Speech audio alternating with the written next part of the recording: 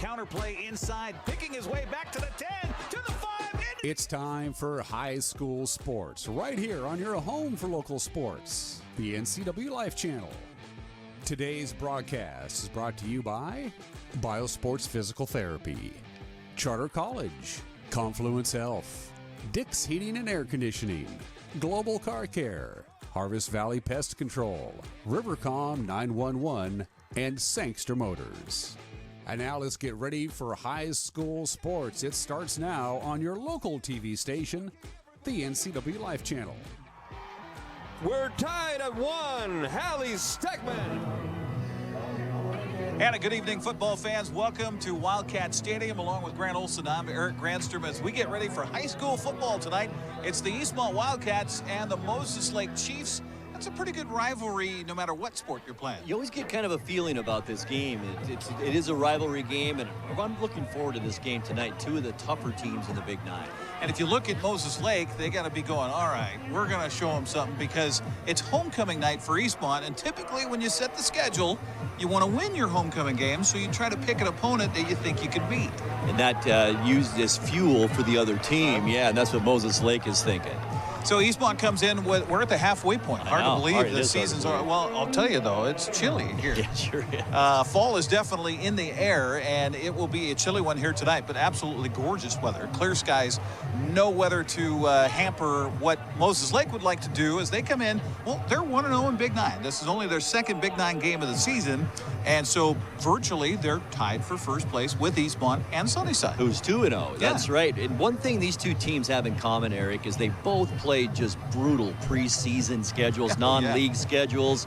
Moses Lake played the likes of Bothell, Woodinville, Lake City, and Coeur d'Alene, pretty tough schools. And of course, Eastmont played all the GSL schools, Gonzaga Prep, Central Valley, and the stuff. Yeah, the paper in Spokane made him an honorary member of the GSL because they played so many games. But you know, that's a tough schedule to start the season, and we'll see how this carries these teams through into this game tonight. Well, and it's going to be run versus the pass tonight. Eastmont loves the ground game. Moses Lake, meanwhile, comes in slinging it all over the yard. We'll find out more about that with the coach, Michael Don, as we continue with the pregame show. We also have, and I think it might be the first time that I can recall, that we're going to talk to a special teamer on the pregame coming up. Cameron Pope, the amazing kicker and punter for Eastmont, will join us on the pregame show. I don't think we've ever done that either. No. And we've been watching him in all season long. Great kicker.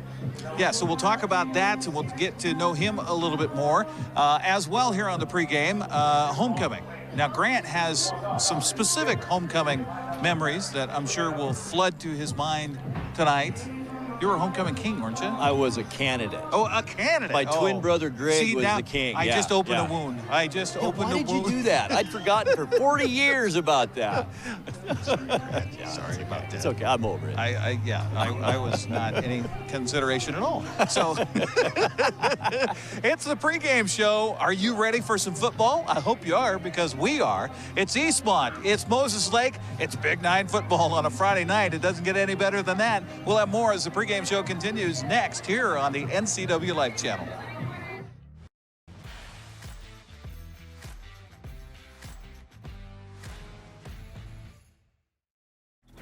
Are you dealing with a pest or weed issue and you just don't know what to do? We use the best pest control methods approved for areas with kids and pets. Whether it's rats, mice, ants, or spiders, or something else altogether. We provide the coaching and solutions you're looking for.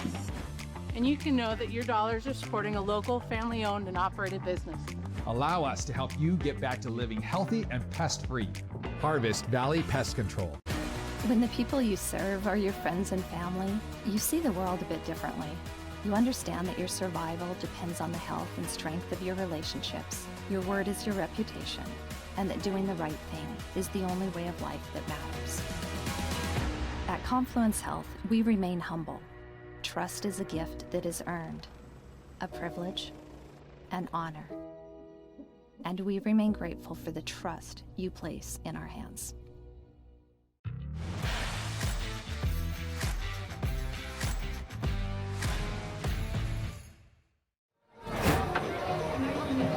A Our pregame show continues here on the NCWLIFE Channel here at Wildcat Stadium, and we're just talking during the commercial break, Grant. It's a little weird out here right now. There's nobody warming up behind us. Normally we have the opposing team trying field goals, and we're looking up the balls. For cover. It's kind of weird out here today. Both the teams were warming up. The JV game or the C team game went a little bit long. Great game, by the way. It was. Yeah, great game. And they were warming up over here on the practice field for Eastmont, and now they've headed into the locker room, so there's nobody out here. We don't know. We will have football, I think, coming up here in about 25 minutes. So we will have that. And tonight, I'll tell you, Michael Don talked about this, is Moses Lake. What they like to do is throw the football. They'll go 4 wide. They'll go 5 wide at times. They'll empty out the backfield. And their quarterback, he's a pretty good statured one, 6 foot, 190-pound junior in Brock Clark. And he's got some weapons. He's got Hayden Throneberry, Asher Lindgren, Kyson Thomas, and Joel Middleton. These guys are going to get a lot of targets here in this game, so it's going to put a lot of pressure on Eastmont's defense. And they have been so good, though, Eric, all season long. They usually get good pressure on the quarterback. The linebackers may be the best in the Big Nine, and the defensive backs are solid, too. So if Moses Lake's going to do that, and we know they probably are, they're going to have to earn it tonight, that's for sure. It's going to take the likes of Caleb Garcia and Anthony Lopez and those big boys up front to put some pressure. Now, this quarterback for Moses Lake also, he can scramble around. He's a talented kid, and that's going to be the challenge, too, for those defensive linemen, and maybe get a little pressure on the outside, is to keep him contained, kind of a Russell Wilson approach. And that's where I think Hunter Moore and Logan Schneider come into play. They're so great at that. And Chang, of course, too, from the linebacker position. They're just so solid on defense. Moses Lake is going to have to play their best game this year. Meanwhile, offensively for the Wildcats, they went in last week with most of their backfield not available because of injury. They're going to get a lot of those guys back here tonight. It's homecoming. Of course they want to be back. We'll see how healthy they are, however. I know Ivan Corona said he was ready to go last week at the game down at Eisenhower. They kept him out just because it didn't matter.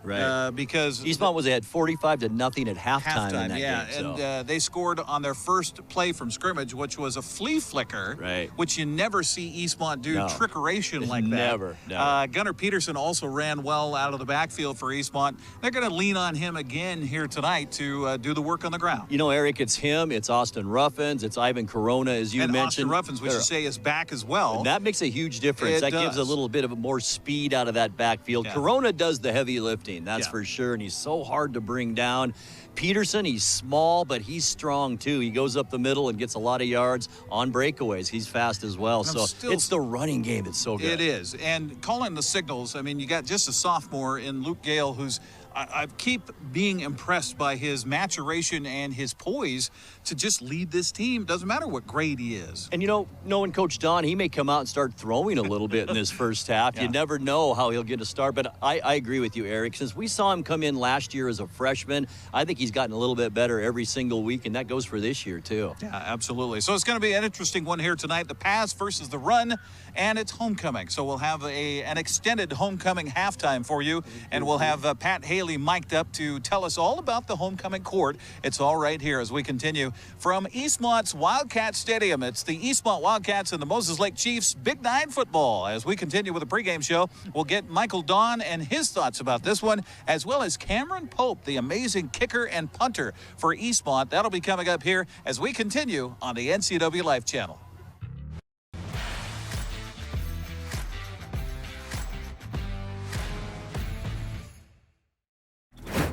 Are you a take charge kind of person? Consider a career as a health unit coordinator.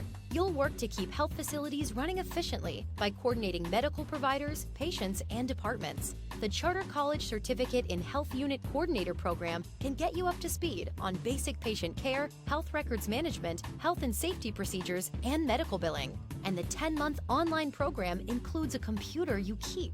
Get started at chartercollege.edu, where we work to get you to work.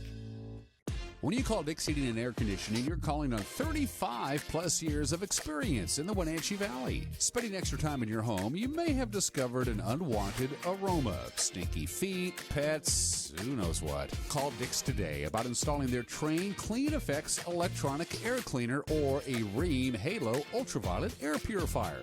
Either way, the air quality in your home will be improved. Proudly servicing all of North Central Washington, call 884-6444 today.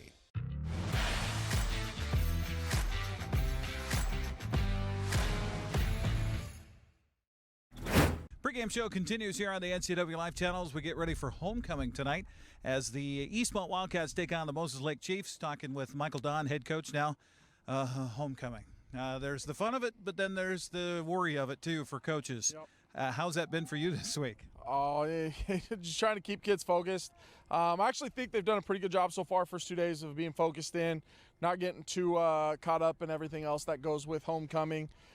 Kids know they got a big game this week. Moses Lake has been getting better and better, and they're getting prepared. Just trying to make sure they understand they got to do a good job of staying away from putting themselves at risk and trying to keep the season rolling. What do you learn from putting up 45 points in 1.5 last week against Eisenhower? We learned we got a lot of potential, and if we can do those kind of things consistently, we can be pretty good. I was super impressed, especially with the young guys that stepped in. We start 2 JV running backs, and they both played really well and ran the ball well. Obviously, Gunner did well at running back, and our O-line played lights out up front. The morning of, actually that afternoon, we find out we're losing another guy, corner Spencer Heimbigner. Went in for a little mouth surgery on his mouth, and it turned out to be he had to sit. They didn't originally think that was going to happen. So Seth Stone stepped in, started for us at corner, and did a great job. And just awesome to see those guys step in and make big plays, and not get the moment too big. We were able to plug and play and still do what we're supposed to do. It's one thing to say next man up and to hope they do. Mm-hmm. It's another thing to make sure that those younger guys are prepared, not just physically but mentally, right? It is. That's the most difficult thing. Physically, you got to take the what you got and you put the kids in the best position possible, what they can do physically. But mentally, that's the hardest part, is for high school kids and even athletes in general to, understand that you never know when your moment is, and not wait for your moment, but be ready for your moment. It's a really difficult thing to do, and our kids are getting better at it. We constantly talk about it, is don't wait for your opportunity, earn your opportunity, and then when it comes, keep it. What's the scouting report on Moses Lake? They will sling it. They're going to throw the ball about 70% of the time. Quarterback either throws screens, bubbles, or he's back there a long time running around waiting for guys to get open. He does a good job of buying time. We got to make sure we keep him in the pocket. He's really dangerous when he gets out of the pocket. They got some nice young wide receivers and running back who they're good in space. They do a good job catching the ball. So we got to keep the quarterback in the pocket, not let him run around and buy time, and just get to him and, make sure we stay in our zones. Now, coming up, we're going to talk with kicker here on the pregame show. We don't normally do that, but I think as far as your program is concerned, Cameron Pope is a weapon, and you don't see this level of kicking much in high school. No, absolutely. He is a weapon. That's the right word to use. Kickoffs, they're either in the end zone or they're pinned way down, and we've been able to pin guys inside the 20 sometimes. We've created a couple turnovers off kickoffs this year, along with, I think touchbacks were probably 85% touchbacks. He's just done an amazing job. PATs, he's been automatic. He's kicked some field goals up to 52 yards for us, and then you don't even think about the punting. We don't punt a ton, but when he goes out there and punts, he's averaging over 40 yards a punt. Nobody's returned one more than a few yards because he gets the ball up there, gives cover guys time to get down there, and it's just he's helped us a ton on special teams, and it's the facet of the game a lot of people don't talk about, but he definitely has earned all the accolades he's getting, all the praise he gets, because he's done a great job for us this year. I would rather not talk about COVID. I know you would rather not talk about it, but we have to. I mean, we see it across the river, a game canceled on Friday. We're seeing it around the state. How are you guys able to stay away from that whole thing? Is it luck, or is it your program? I mean, keep doing the best we can. We try to stay super organized, try to make sure we limit exposures around practice.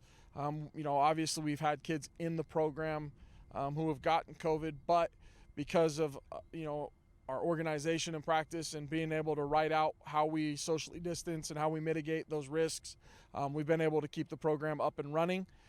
We submit practice plans whenever that happens. We've had probably more JV guys than anything, or freshmen. The varsity guys have done a pretty good job of staying away from it.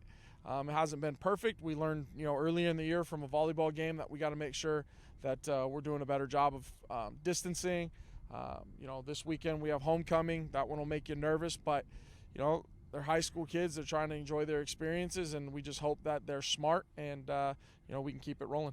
That's a fine line to walk, that's for sure. Well, best of luck tonight. Keep everybody healthy. We'll talk to you afterwards. Absolutely. Thank you. All right, Michael Don joining us here on the pregame show. As we talked about, a kicker coming up next on the pregame as we continue here on the NCWLIFE Channel.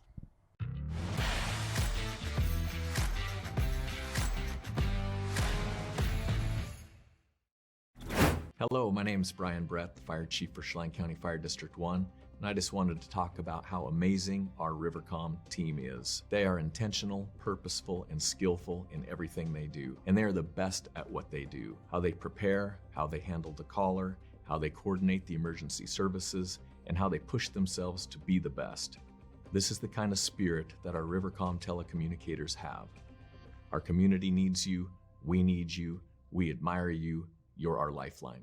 Hi everybody, in North Central Washington, I'm Dan Kuntz, and I do the honors each and every weekday morning at 7 a.m. to bring you live local news, local weather, local sports. It's called Wake Up Wenatchee Valley. It's a fun show. I enjoy doing it. I invite you to watch it. It's Monday through Friday at 7 a.m. live right here on the NCWLIFE Channel. I interview movers and shakers. We have a good time. Start your day live and local. Wake Up Wenatchee Valley right here with yours truly on the NCWLIFE Channel.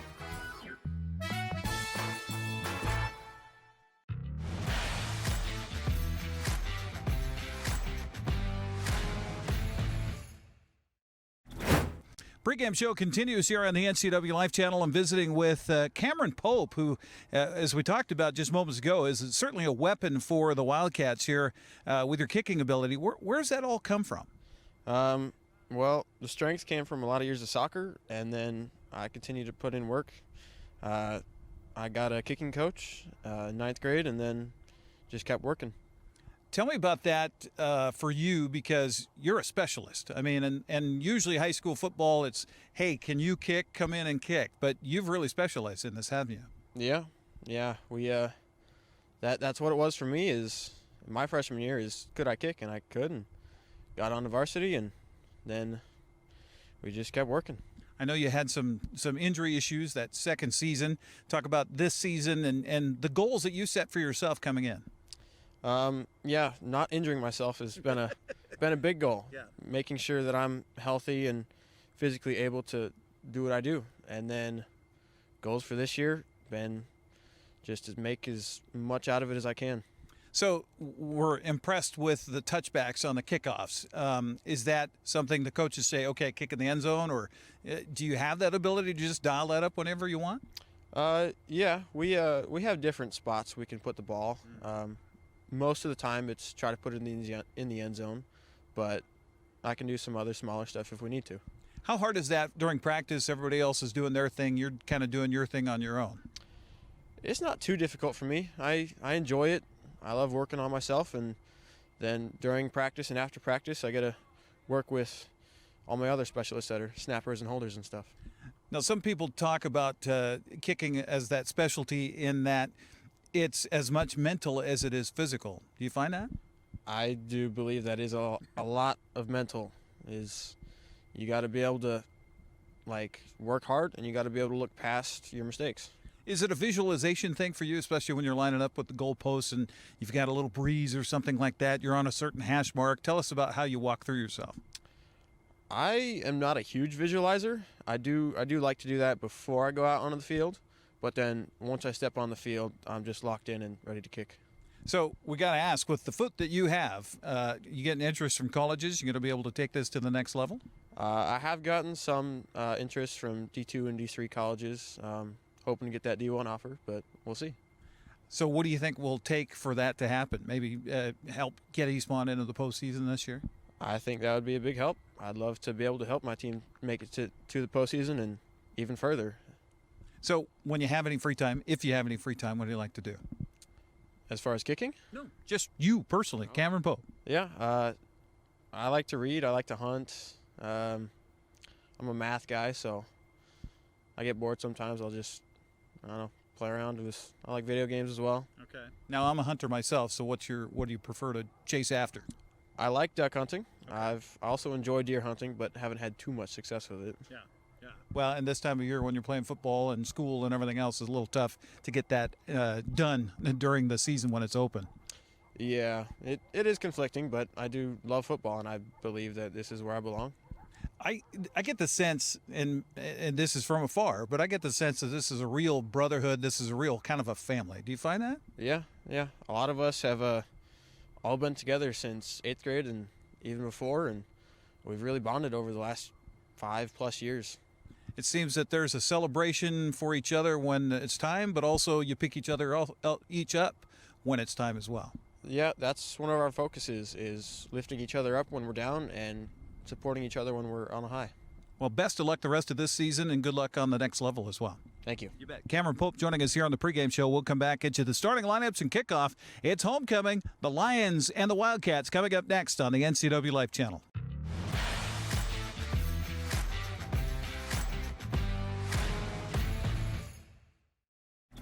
Come on, I'm a certified technician. I was trained to take good care of you.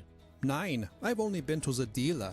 I've been coming here for years. These guys are great. Look around. The BMW, the Jag, the Volvo, they're all waiting for regular service. Well, the BMW has a little computer issue, but that's nothing we can't handle. Come on in. From regular maintenance to computer troubleshooting, trust the Global Car Care technicians with your import, diesel-powered, or domestic vehicle. Global Car Care. They speak your car's language. Dankeschön. You love to help others. You need a solid career. You can have it all with help from Charter College. Our 10-month medical assistant program prepares you to work in healthcare settings like physician offices, rehab centers, and clinics. You'll learn to take patient vitals, assist with exams, administer injections, and maintain medical records. When you're ready to launch a rewarding healthcare career, visit chartercollege.edu, because we work to get you to work.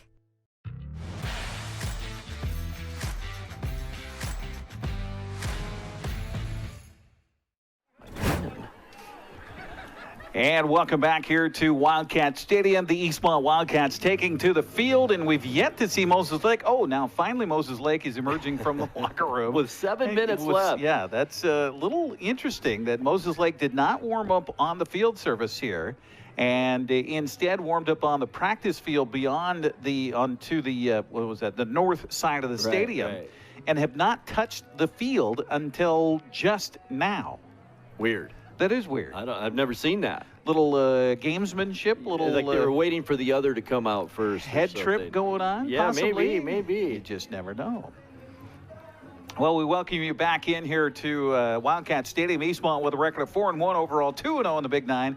Moses Lake comes in at 2-3. They're 1-0. The Chiefs started the season with a loss against Bothell at home, 56-14.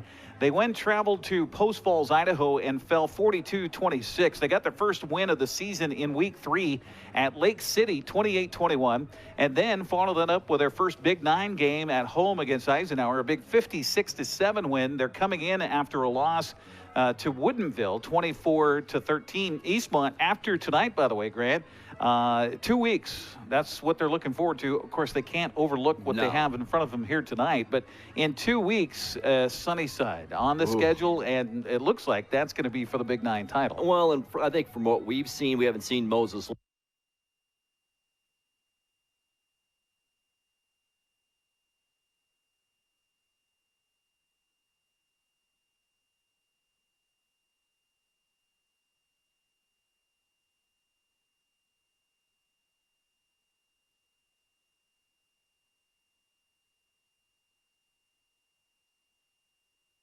From the track, looks like on the back of Jeeps all the way around. Right. They'll come around the surface and then announce the homecoming court here at halftime as well. So an extended halftime that we can look forward to here at Wildcat Stadium. I think they will be doing the anthem first. Let me look at the time clock here. We've got 5 minutes left on the warm-up clock here. Our officials are assembled across the way on the far side. The teams look like they're ready for the anthem. Yeah, they are. Now, the question is, sometimes it's the anthem in a can, if you will, recorded, and sometimes it's the band that plays it live. But nonetheless, we're going to take a quick break, come back, get you the starting lineups, and get you ready for football here on the NCWLIFE Channel.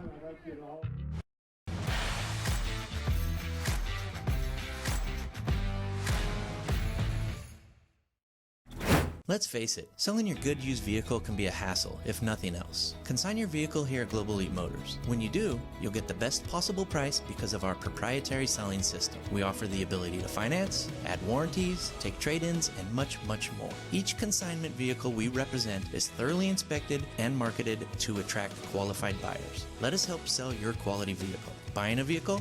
Consigning a vehicle? Stop by Global Elite Motors on Wenatchee Avenue at Global Car Care.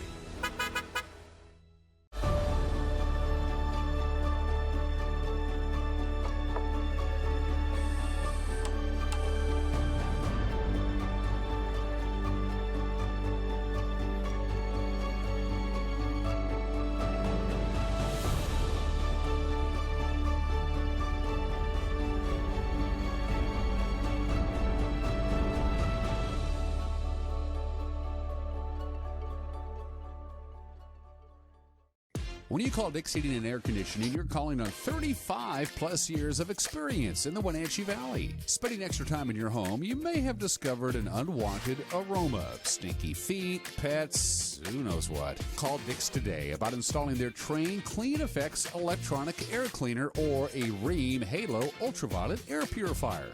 Either way, the air quality in your home will be improved. Proudly servicing all of North Central Washington, call 884-6444 today.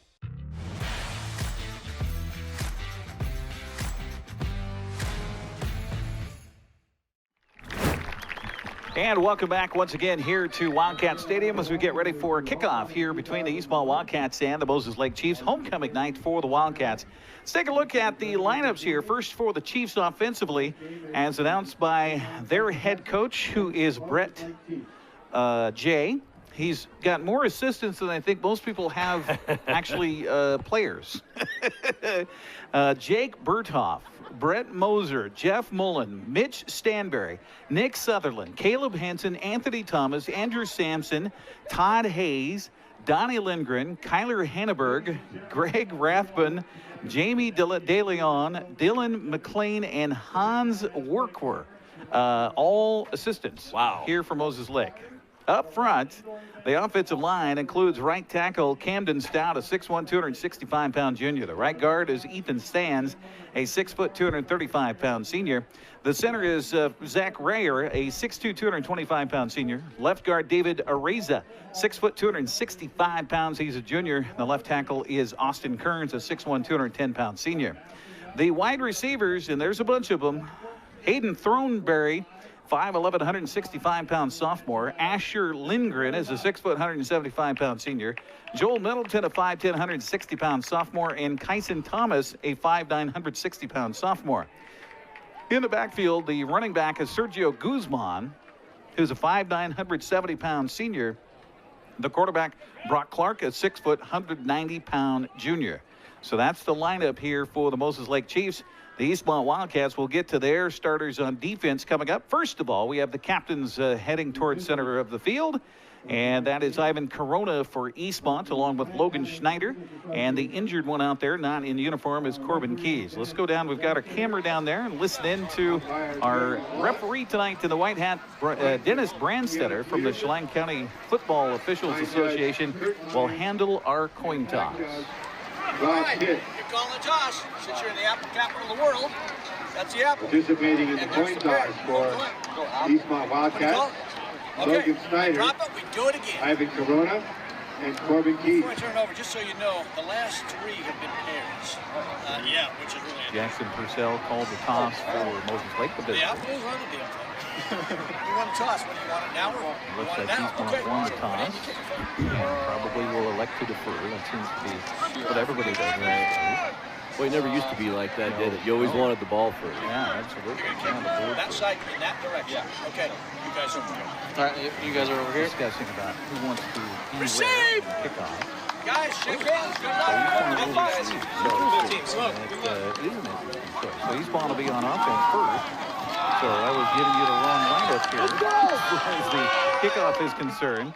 Let's take a look at that offensively for Eastmont. Gail Gonzalez is a right tackle, a 5'9", 220-pound junior. Tony Ortega, the right guard, a 6'3", 250-pound senior. The center, Alex Dufour, a 6'4", 275-pound senior. Connor Frazier, the left guard, a 6'3", 270-pound sophomore. And Andrew Swan, the left tackle, a 5'9", 230-pound junior. The wide receivers getting the start, Brooks Travano, a 6'1", 160-pound senior, along with Bryce Rowe, a 6', 185-pound senior. You'll see Adrian Ruffins come in as a tight end as well. In the backfield, the running backs, the tailback is Gunnar Peterson, a 5'9", 165-pound sophomore. Austin Ruffins and Ivan Corona are the wingbacks, and Luke Gale, a 6'1", 160-pound sophomore, is the starting quarterback for the Eastmont Wildcats. We'll set it up for you as far as the defense for Moses Lake coming up in just a moment. First of all, Iden Bone, gotta love that name, is out there to kick it off here for Moses Lake. He'll tee it up at the 40-yard line. And back to receive for Eastmont. A couple of dangerous receivers right there. Yeah, it's Logan Schneider, Nathan Chang back there for the Wildcats.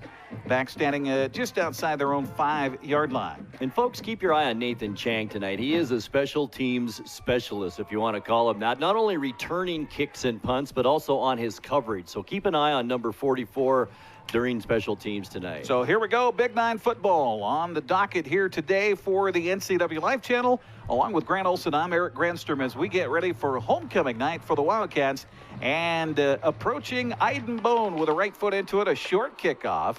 Will be taken by the back man at the 15-20. This is Logan Schneider on the return. Got across the 25 and then stood up at about the 29-yard line. He still didn't go down. And so that's where Eastmont will start their first possession of the ball game at 11:51 here in the first quarter of play.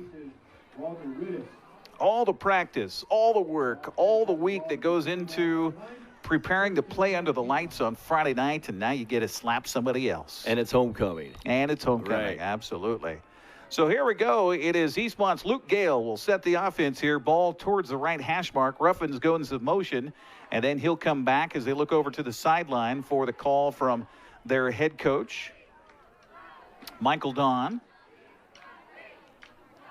Gale will send Ruffins in motion again, hand it to Peterson, and he is hit shortly after the line of scrimmage, but always trying to fight for positive yards. He'll get it out to the 32-yard line, a gain of 3 yards on first down for Eastmont. Take a look at the defense up front for Moses Lake. The defensive end, Saul Villa, a 6'1", 290-pounder. Camden Stout also going to get a lot of time in there as well. Defensive tackle, Zach Ryer. The Tel Rathbun and Jacob Good is up front. The linebackers, Jackson Purcell, Jordan Nelson, Marcus Duvall. The corners are Kyson Thomas and Seth Olson. And the safeties, Walker Wittes and Hayden Thronebury. Again, Gale under center, maybe 4 yards in that first down play. A little misdirection and a good hole for Ivan Corona. Going to get a first down across the 40 out to about the 44-yard line. 11 yards on that. Beautiful misdirection and play on that for Eastmont. Corona's so strong. But I think you watching Moses Lake's defense, Eric, those safeties are playing way up on just behind the linebackers, and that could possibly open it up for Eastmont to get something downfield. Absolutely. Just, looking for the run and not expecting the pass. Eastmont, a flea flicker on their first play against Eisenhower last week, and a big win on the road for the Wildcats. So first down and 10 here for the 43. Ruffins in motion, and then we're going to get a flag and an illegal procedure call against Eastmont. First penalty of the ball game will come against the home team. And you know, when you run the wing T offense, everything has to be in sync. And that means everybody moving at the same time. And there's a lot of movement in this offense. And that time, just somebody moved a little quick. Yeah, all it takes is for somebody to do a little wiggle in their stance while you've got a man in motion, and that'll draw the whistle. Our officials, by the way, Dennis Brandstetter, the referee. Jeremy Wallace is our umpire. Tiana Peterson, a linesman. Kirk Lyons, the line judge, and Rob Tidd is our back judge from the Chelan County Association. Back to pass goes Gale. You talked about it, Grant. Throws out the flat, and a little miscommunication there. That ball sails incomplete. It'll be second down coming up in 15 for the Wildcats.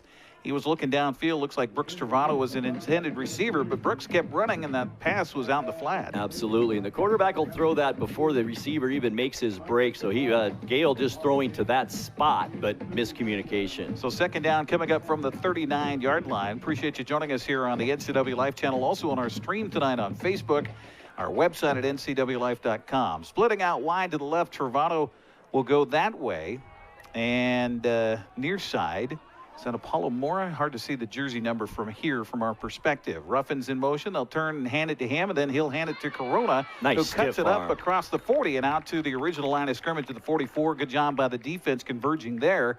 Marcus Duvall on the tackle for the Chiefs, a 5'11", 205-pound senior, going to set up 3rd and long here for Eastmont. I also think we'll see a little bit of Colby King at running back tonight. He played a little bit the last time we saw him, and there he goes out on the field. Nice call, Grant.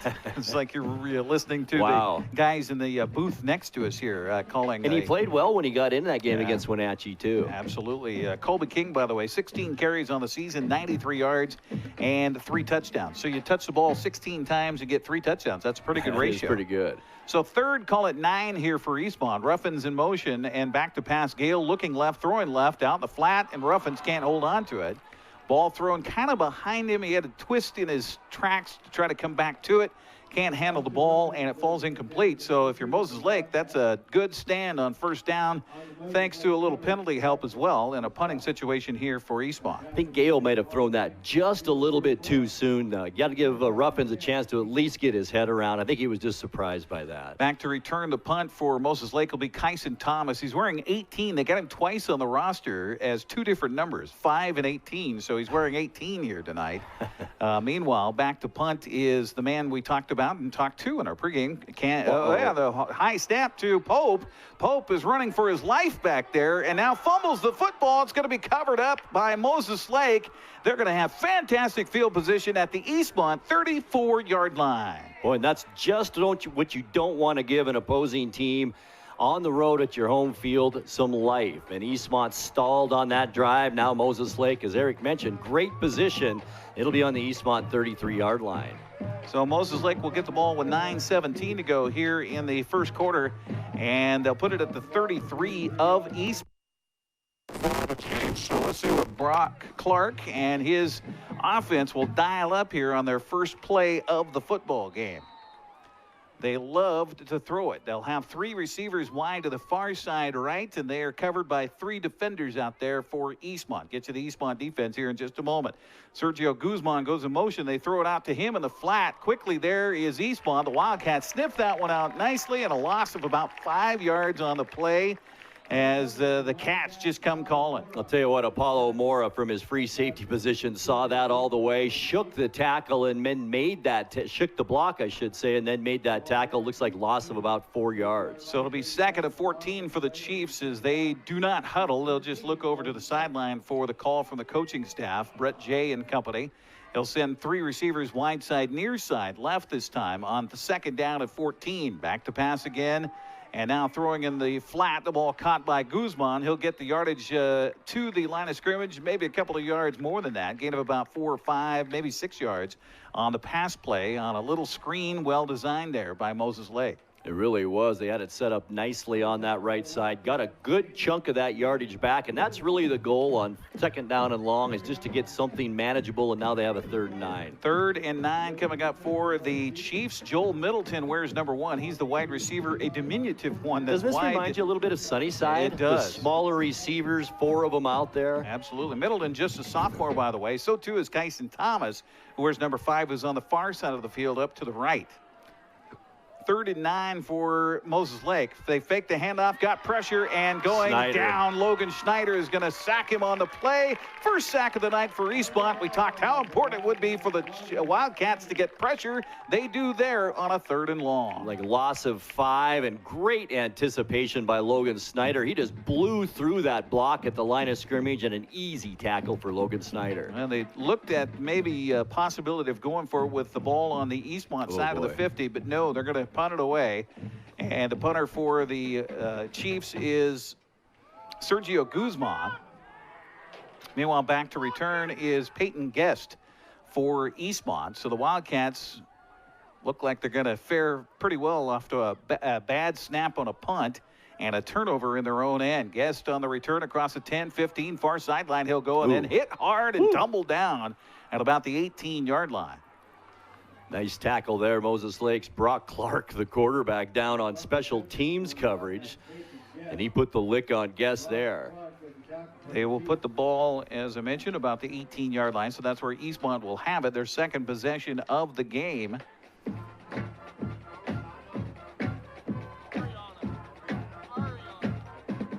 Eastmont offensively comes out and they go right to the line of scrimmage. Luke Gale usually looks at it and then resets, but he doesn't this time. Hand it off to Ruffins around the left side. And they're happy to have Austin back in the backfield after missing a few weeks with an ankle injury.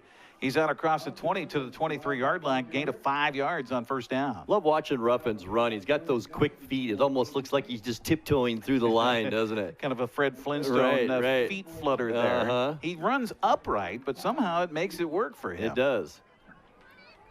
Out of the lineup for Eastmont comes Jackson West, who is in as a wideout.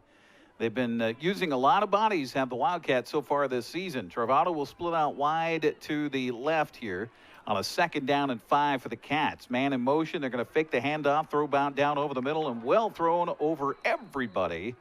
And no chance at all for that one on the intended target, Bryce Rowe. And it will fall incomplete and bring up 3rd down. Doesn't seem like receiver and quarterback were on the same page there either. Just an overthrow, obvious. I think he thought that Rowe would keep running. He just didn't. The coverage back there by Walker Wittes, the 6-foot, 170-pounder. Also got some help on that side from Seth Olson, the cornerback. And you know when you're a running team, Eric, like Eastmont, it sounds weird, but that keeps the defense on it. Just throw a couple downfield, and they think, well, they're not going to totally abandon the pass. 2nd and 5, so that kind of opens things up a little bit. So 3rd and 5 now for the Wildcats. Motion man, and they're going to do a double handoff, and that does not work. And nearly giving the ball away in the backfield was Ivan Corona. That was blown up front defensively that time by Camden Stout. He was stout on the defense. It'll bring up 4th down, another punting situation for the Wildcats. Loss of 3 on that play, and it was good anticipation by Stout in Moses Lake making that defensive play. Well, let's see how they do this time on the snap. Last one was high and went over the head of Cameron Pope back there. Pope standing in his own 7-yard line. You don't want that certainly here when you're backed up in your own end pretty deep. Good, better snap this time. Pope with a huge line drive punt, drives the return man Guzman back to his 35-yard line. Got away from one man. Will get it up near the 40. Still driving his feet. Return here for Moses Lake as, it was 18 on the return that time, and that's Kyson Thomas on the return. Got it out to the 43-yard line.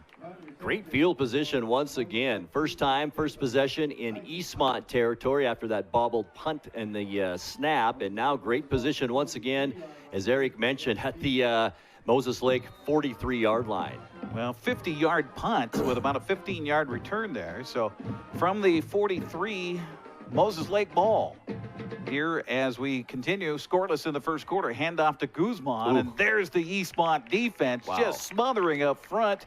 Nothing happening, and maybe they'll be kind and say it got back to the line of scrimmage. Yeah, that's about all they're going to do. I think Hunter Moore, the first one there, the middle linebacker, 5'10", 225-pound senior. And, boy, once he gets a hold of you, that's as far as you're going, and that was right back to the line of scrimmage. You're going to see the numbers a lot better than we are watching our television coverage. They've got the uniforms on that are very tough to read the numbers, so we apologize if we missed anybody here. Throw over the middle, the ball caught. It good for a first down into Eastmont territory down to the 43-yard line. Little pitch and catch that time. Asher, 75-pound senior, collects it, and a good for a first down. Nice gain of 15. Good composure by Clark there. Nice and easy over the middle, and a 15-yard first down. First down of the ball game, gained by Moses Lake as they'll wind it up again here. Turn, handoff, and Guzman. Not much happening again. Eastmont very stiff on the defensive front, and one of the men to make hit is the smallest guy on the field. At 5'6", 140 pounds, they're going to be kind and give him a gain of 1. You know what, Eric? Mouth. That's right. We learned that here last week in talking with Nathan Chang and That was a great leading up interview. to Eastmont's game last week. Second down and 9 coming up, ball between the hash marks at the 41 of Eastmont. So Moses Lake, second time, the second possession, they have it in Eastmont side of the midfield stripe. Slow snap, back to pass, and lots of time here for Clark. Now flag comes down. He'll throw downfield. Wide the ball open. caught at the 6-yard line. Beautiful pass downfield. The ball collected down there by Hayden Throneberry, but let's check the penalty flag. 36-yard pass play right there, but will it stand? Dennis Brandstetter, our referee tonight, comes over to the near sideline and says personal foul, face mask, and that will be declined. So apparently against the defense. He didn't motion who it was against. No, he didn't. 36-yard play. The big pass play will stand, and down two, they're going to put him at the 7-yard line. So how about that? Who was the receiver on that play? Do you remember, Eric? It was Hayden Throneberry, 13. The pass reception on a beautiful pass, and a lot of time for Clark in the pocket. He's in the shotgun here on a 1st and goal from the 6.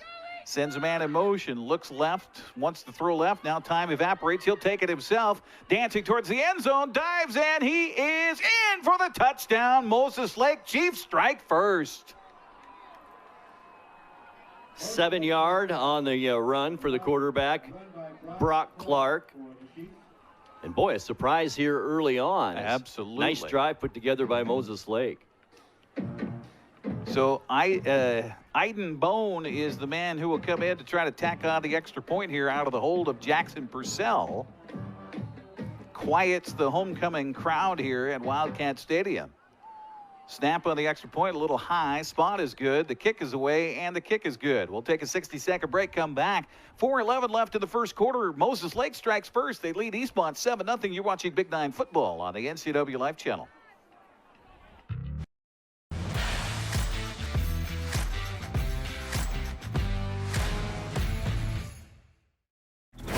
Are you dealing with a pest or weed issue and you just don't know what to do?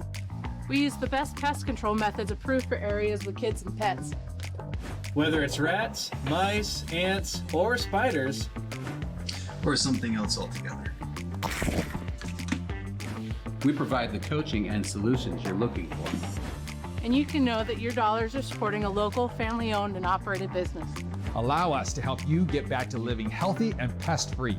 Harvest Valley Pest Control. Hi folks, welcome to Save Mart. How can we help you today? We're looking for a recliner. Okay, right this way. Go ahead and move this chase on the other side. Great, I want that one. I like that one. That's a great choice. And I want this one as well. Okay. And I definitely want this one. You'll find it at Save Mart. Full service at a low, low price.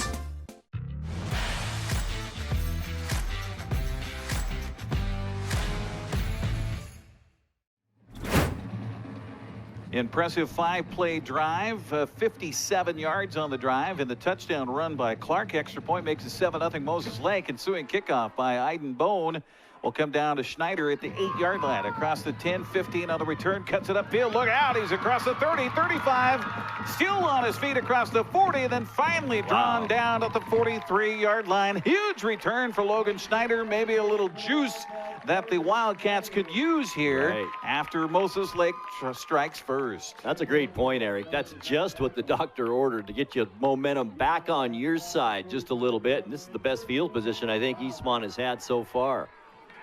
4 minutes exactly left in this first quarter of play. Wildcats, we'll see if they wake up here on homecoming night. They're going to put the ball at the 45-yard line. That's where they'll set it up. Run around the right side for Corona, and he'll tumble down across the 50. Ooh. Little late hit there after the fact, but no flags. Everybody's all right. Big gain mad on too, first Eric. down. I think if he wouldn't have got tripped up there, he'd had a huge gain, and he knows it. Absolutely. So gain of, 8 yards on that first down run by Ivan Corona. They'll put it at the 48 of Moses Lake. So the first time tonight in their third possession of the ball game that the Wildcats have the ball on the Moses Lake side of midfield. You'll see a lot of pink out there tonight. Of course, Breast Cancer Awareness Month upon us. You see pink on the sideline as well for Eastmont. Second down and short. Do you bother? And now we're going to get a timeout taken. Michael Don is not a happy camper right now, as it took forever to get the personnel he wanted out there. Our broadcast tonight here on the NCWLIFE Channel brought to you in part by Biosports Physical Therapy. Find them online at biosports.net, open Monday through Friday, 7 a.m. to 7 p.m. And by Charter College. They work to get you to work. Find out about how to enroll today at chartercollege.edu. And you see a nice tight picture there.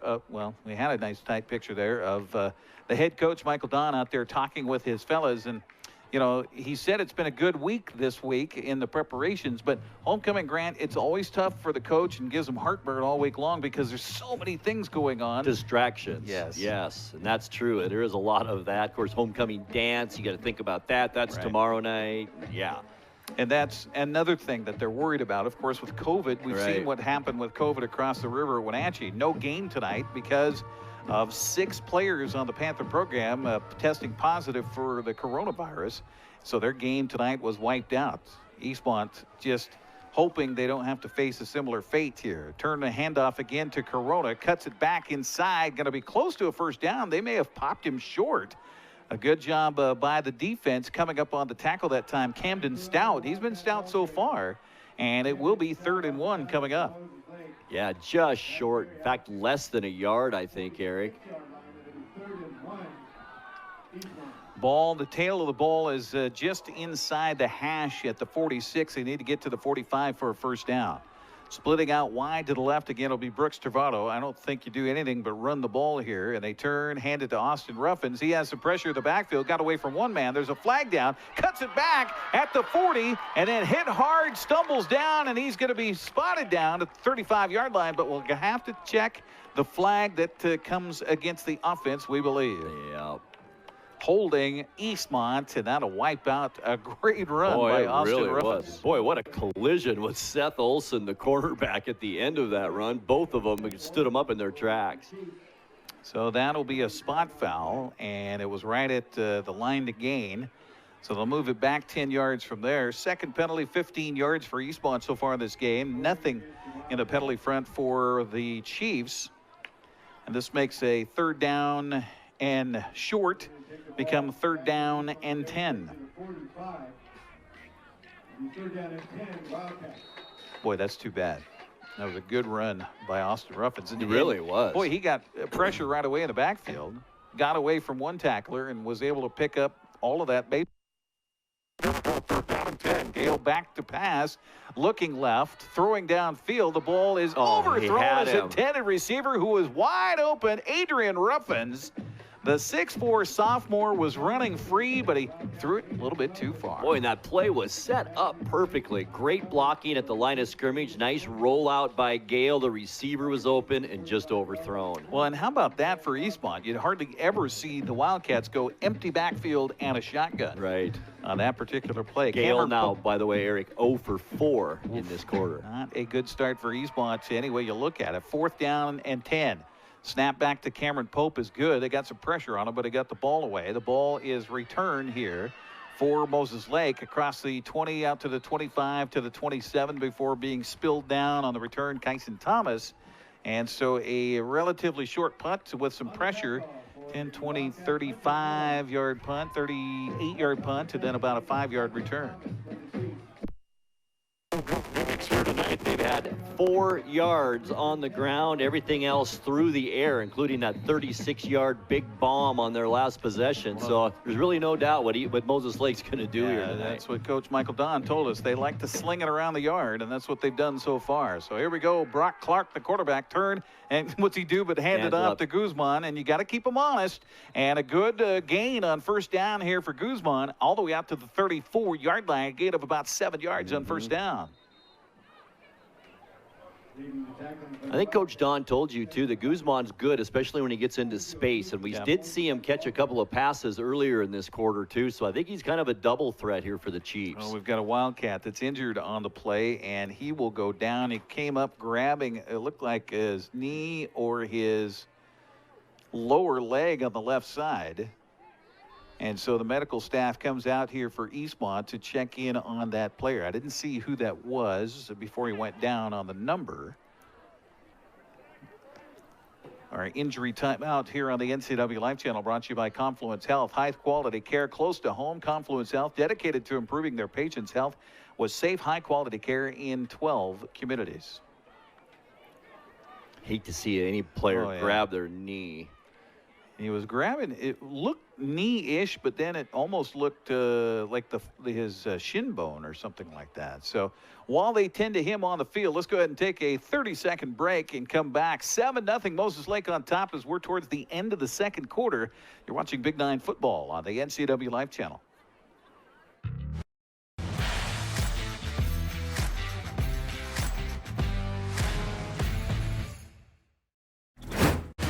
When the people you serve are your friends and family, you see the world a bit differently.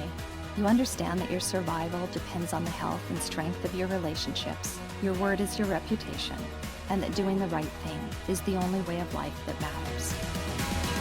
At Confluence Health, we remain humble. Trust is a gift that is earned, a privilege, an honor. And we remain grateful for the trust you place in our hands.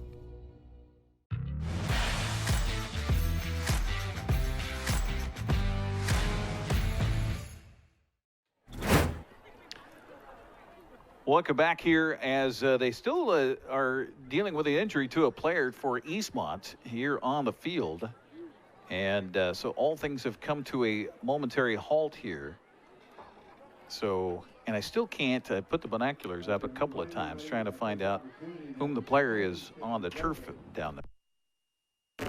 It was a single-digited person.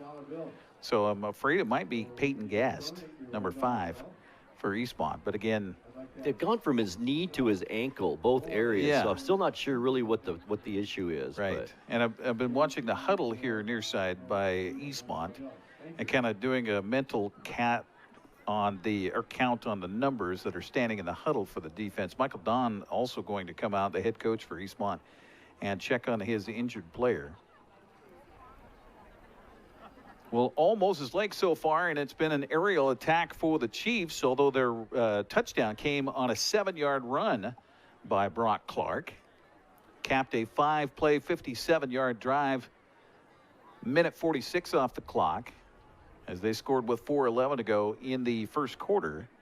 We are in the closing moments of that first quarter with Moses Lake still on top here, 7-0. Brock Clark, by the way, Eric, 3 of 4 in this quarter for 57 yards. Yeah, it's been a good quarter so far for Moses Lake as they've come on the road tonight.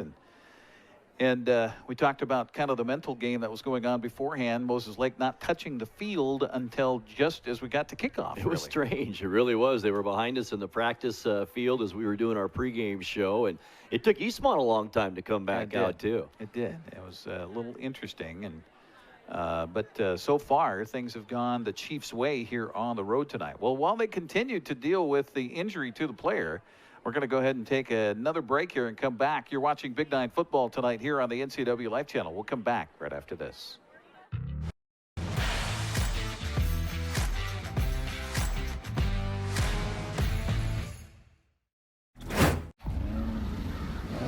Think premium can't be capable?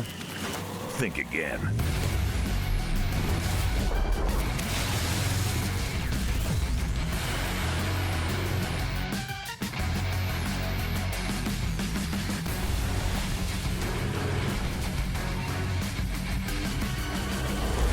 Introducing the first ever AT4 lineup.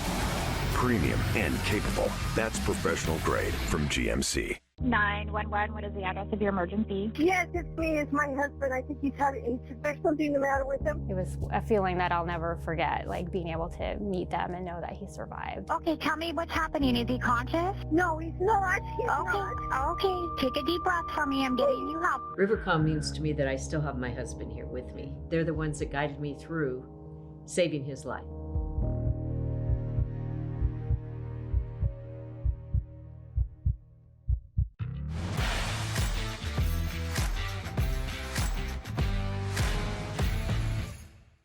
It's probably a knee.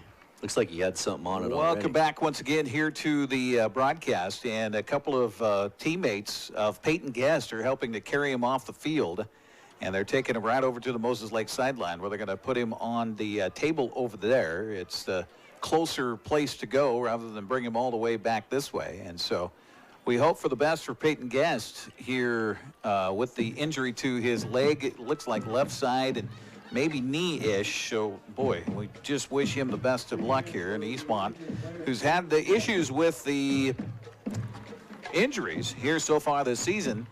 Spencer Heimbigner will come in and replace Peyton Guest over on that far side at cornerback. Meanwhile, 2nd down and 4 coming up here for Moses Lake with minute 45 on the clock left in this first quarter. Chiefs on top, 7-0. Back to pass again is Brock. He got hit by one man, got away from another. There's a flag down, going to be probably a hold, and that will negate the run by Brock Clark, who got it all the way across the 45-yard line. But that comes right at the point of attack and probably a hold against the offense. Nice little 11-yard scamper, but as you mentioned, Eric, it's going to be all for naught. They're moving back. First penalty against the Chiefs here in the ball game, and we had a pretty quick-moving first quarter there, but then it just suddenly has ground to a halt here. Hey, Grant, you were talking about baseball. Busy day for the postseason for Major League Baseball. Divisional series going on both in the American League and the National League. What's going on? Well, the National League final, Brewers 2, Braves 1 earlier today. And in the American League, Houston takes a 2-0 lead now on the White Sox as they defeat Chicago 9-4 in progress. Red Sox 12, Rays 6, top of the 9th. And in the 4th inning, the Giants are beating the Dodgers 2-0. Boy, Boston came back from being down, 5-2? When I came to the field, they were down 5-2. Wow. Crazy. How about that? So it'll be 2nd down over again. They'll put the ball back to the, looks like the, 23-yard line after the penalty. Snap back to Clark. He'll hand it off this time to Guzman. We got some yardage across the far side. Up the sideline he goes. Finally tipped over at about the 32-yard line, so he got the penalty yardage back.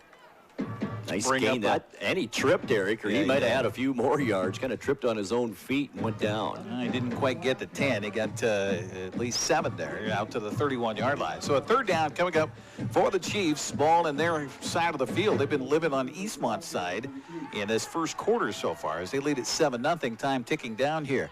Back to pass Clark again. Looking left, has time, throws out the flat, the ball wide open to the receiver to the 40-45. Dances around 2 men across midfield and then finally tackled down in front of the Eastmont bench at the 42-yard line. There he is again, Hayden Throneberry. Wow, nice gain once again for Eastmont. He's got some talent, Hayden Thornberry. Not very big, only a sophomore, 5'11", 165. Made a couple of moves and a nice gain. 27 yards on that pass play from their own 31 to the Eastmont 42. And a 1st down for Moses Lake. And here they are back on Eastmont's side of midfield with 17 seconds left in this first quarter. We'll see if they get one more playoff before the end of the quarter. Eastmont band thinking it's the end of the quarter. And again, Brock Clark, who's had a great first half so far in the shotgun, sends Guzman in motion, looks right, now getting some pressure, getting chased from behind. The ball stripped away from him, picked up by Eastmont, and it will be Wildcat ball at the 40-yard line. Logan Schneider tracked him down from behind, stripped the ball, and coming up with the loose ball for the Wildcats, it was Caleb Garcia. What a play by Logan Schneider. Clark had no idea he was back there. Schneider with that speed just closed that gap and stripped that ball away. Eastmont football, a great position. So Garcia with the recovery. Clock stops, well, they say at the end of the quarter has occurred. Let's see if the officials will agree and reverse ends here. That would be the easy thing to do just to start this drive for Eastmont on a new clock.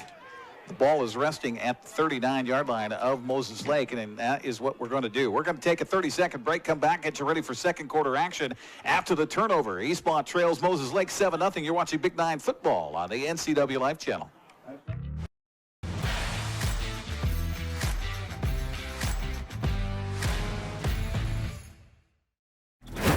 Hi, everybody. In North Central Washington, I'm Dan Kuntz, and I do the honors each and every weekday morning at 7 a.m. to bring you live local news, local weather, local sports. It's called Wake Up Wenatchee Valley. It's a fun show. I enjoy doing it.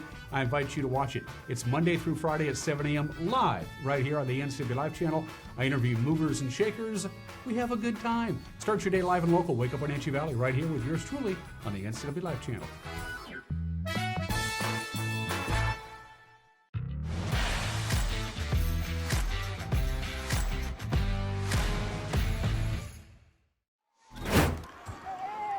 So the Wildcats get the football after the turnover on a strip sack by Logan Schneider. The recovery by Garcia. Let's see if the Wildcats can take advantage. First down at the Moses Lake 39-yard line.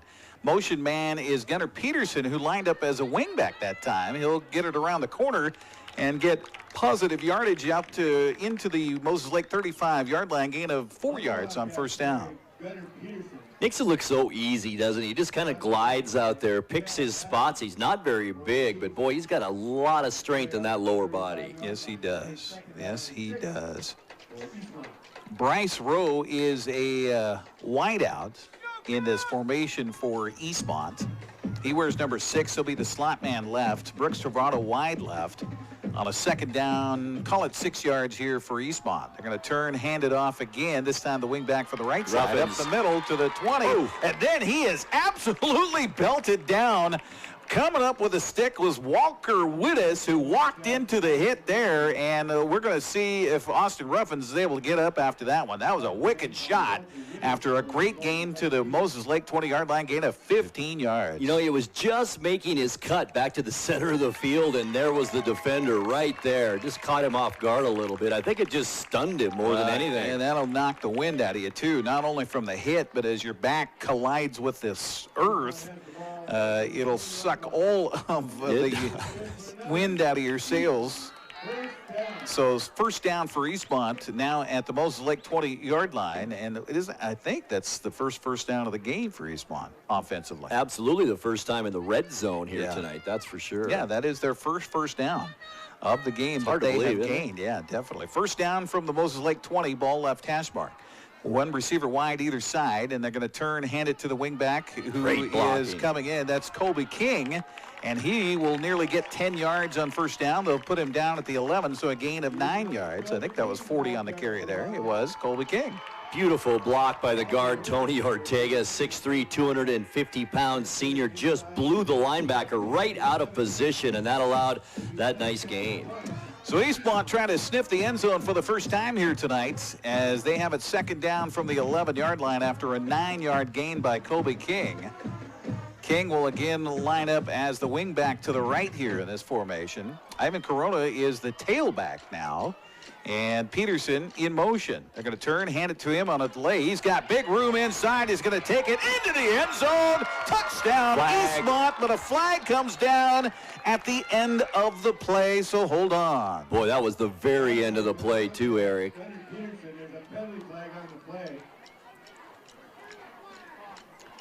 Check the flag here. Did Eastmont get into the end zone first and then a flag afterwards? No. Holding against the offense at the 5-yard line. So one of his lead blockers there, apparently, according to the official, grabbed onto somebody. Might explain that big hole, Eric. That could be. I mean, that hole was there at the get-go, so they didn't have to do a lot. But the 10-yard penalty will be the third one of the night for 25 yards here against Eastmont and takes 6 points off the board. That's the bad news. The good news is they still only face a second down and 4. Yeah. So the ball at the 14-yard line here. They need to get to the 10 for a first down. Ball right hash mark this time for Luke Gale.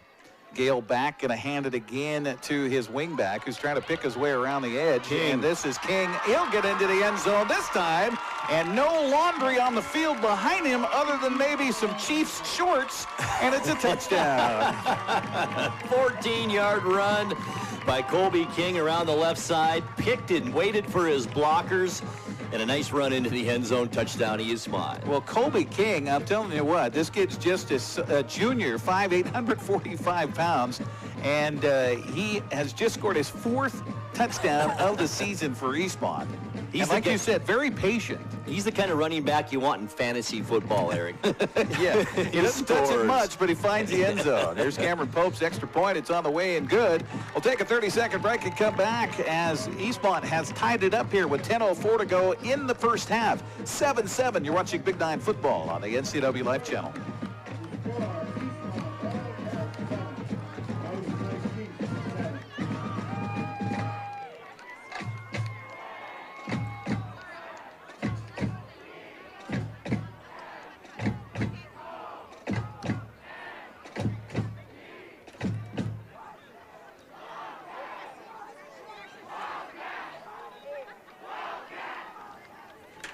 You get the feeling that... Are we out, guys?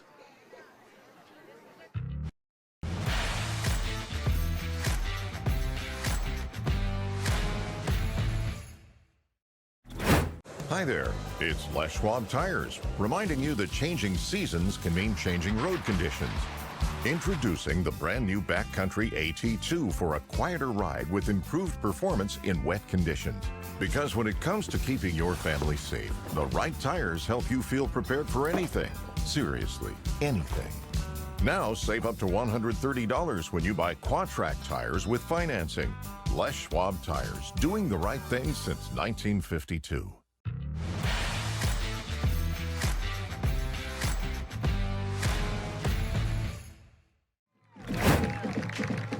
Well, the ensuing kickoff goes sailing into the end zone on a touchback. And by the way, of his kickoffs this year, that's number 17 for Cameron Pope. That number 18, that is, that has been a touchback that just sailed into the end zone.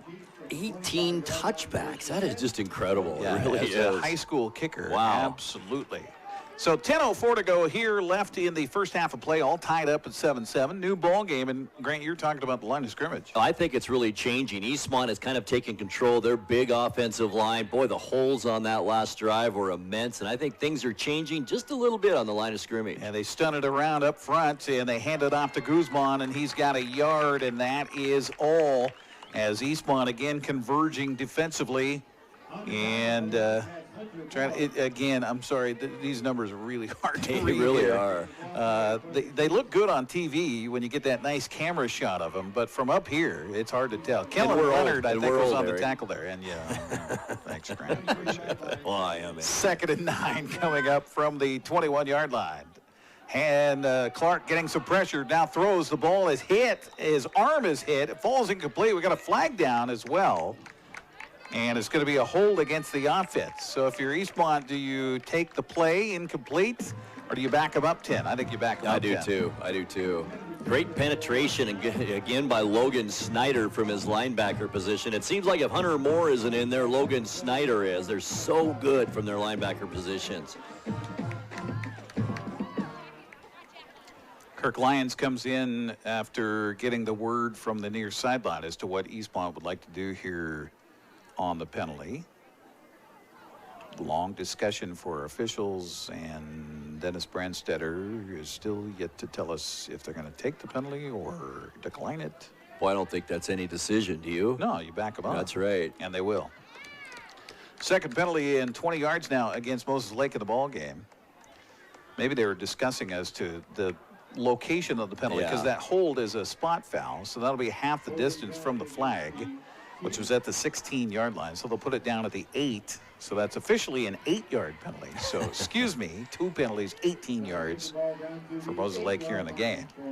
And it will be 2nd down over again. And they'll put the ball at the 8. So Eastmont, boy, you got to be smelling blood in the water right now. Absolutely. If you're the Wildcat defensive front. 3 receivers wide to the right this time for Brock Clark. Standing inside his own 5 to receive this pass from center. 5 receivers in the formation. Gets a snap, looking downfield, throwing.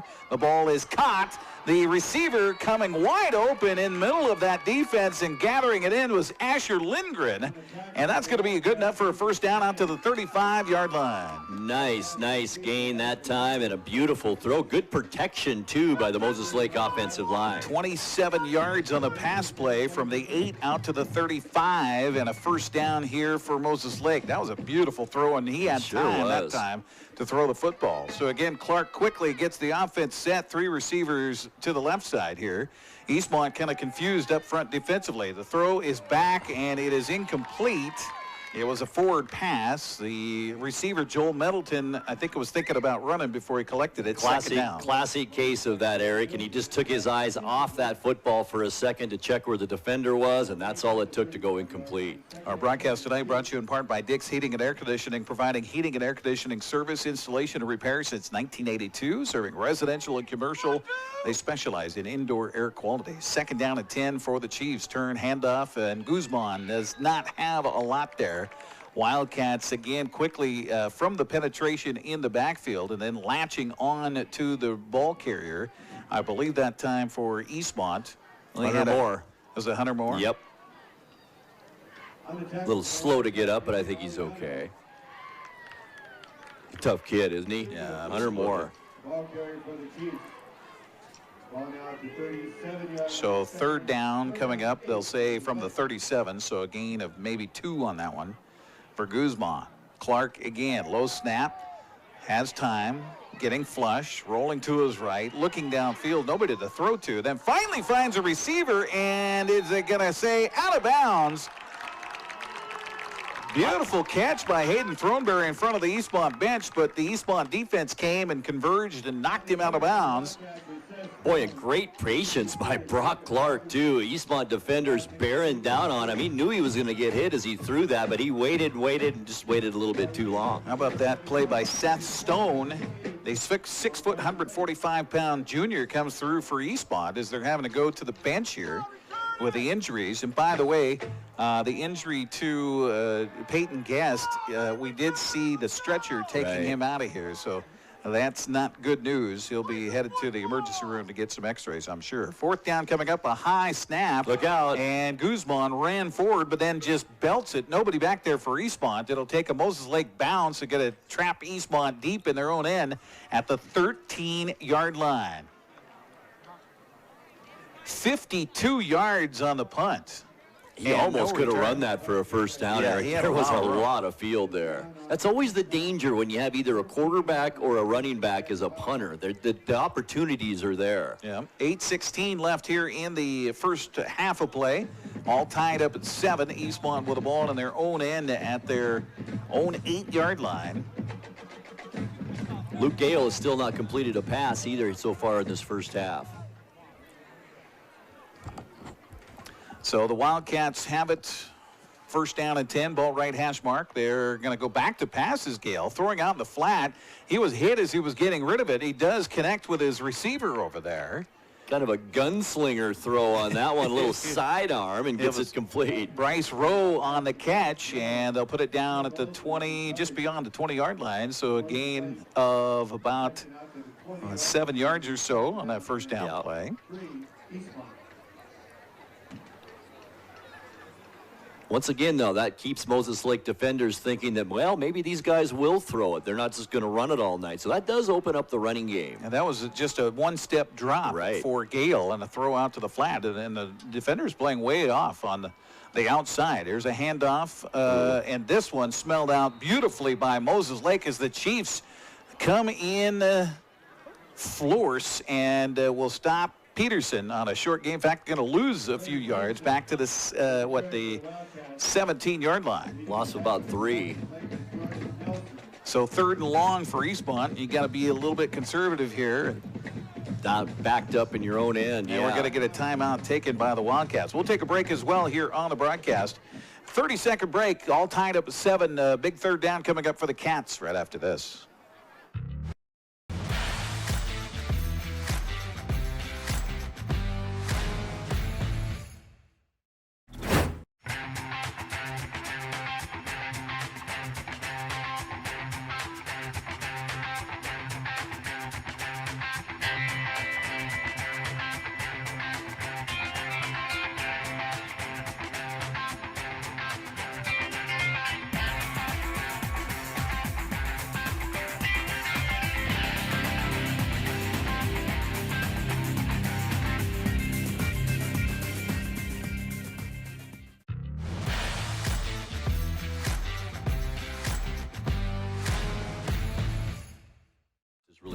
again. So third down coming up for the Wildcats, and we were watching Michael Don in the huddle there. Very animated conversation. Was. Always is. So third down from the 17. They need to get to about the 23 for a first down here.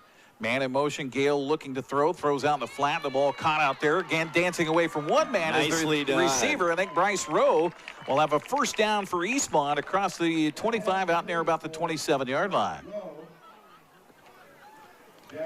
They'll put him at the 26, so a gain of 9 yards on that pass play from Gale to Rowe. And Bryce Rowe, who did not get a lot of activity. In fact, coming into tonight, he only had 2 receptions on the season. What, he's got 2 catches tonight? 2 for 16 tonight.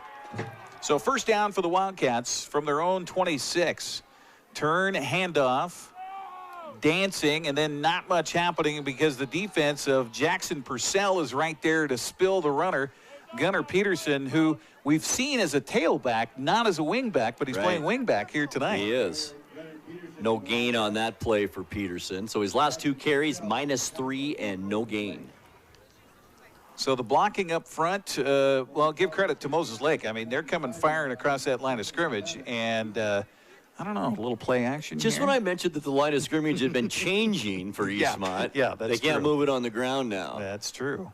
I like second down pass play on second down. Ruffins is the wingback here on the left side. They're going to turn, fake the handoff, and Gale rolling out, pumping, now throwing. The ball is caught over there. It is near the line to gain. Out of the backfield. Is that Ruffins? It is. And, Heimbigner? It is. Spencer Heimbigner, who we've not seen in the offensive set much at all this year. They are going to put the ball at the 36. Gain of 10. So a gain of 10 yards and a first down for Eastmont. Good patience by Gale there as he rolled out to the right, too. Well, a nice little pump, too, to get the was. defenders to think something other than what he wanted to, where he wanted to go with the ball. It's like Austin Ruffin's limping a little bit still out he there, got too. kind of banged up on that one play. And they're going to turn and hand it to Corona. Corona across the 40 is just do a quick dive play for 8 yards up the middle out to the 44. That's what he does. Nice, hard running. It usually takes a couple of defenders to bring him down, too. Yeah, sometimes, you know, the way Moses Lake has been fairly fleet of foot up front. Well, I say that 6 times. Yeah, right. They have gotten some penetration, so those slow developing plays in the backfield have not been as successful. So a quick dive play there. I love that. Second down coming up here for the Wildcats. Ruffins in motion. They'll hand it to him around the right side. He's got the first down and more across midfield. Look out. Far sideline to the 30, to the 20, to the 10. He's into the end zone. Touchdown for Eastmont. 56 yards. Austin Ruffins finds pay dirt. Just those little stutter steps at the line of scrimmage, and I think that almost confuses defenders a little bit. Where's he going? And then he makes up his mind and turns on that speed, and 56 yards, touchdown Eastmont. So Ruffin's biggest gain, definitely, well, by anybody of the night, around the right side, and that it just didn't look like that was going to be a big play. No, and suddenly, boom, he's past everybody. Right. Cameron Pope will try to tack on the extra point here out of the hold of Graydon Schneider. Snap is back, a little high. The kick is, I think, partially blocked at the line, and it's no good. So only the second time this season that Cameron Pope does not connect on a PAT. We'll take a 30-second break and come back. 4:34 to go here in the half. Eastmont 13, Moses Lake 7. You're watching Big 9 football on the NCWLIFE Channel.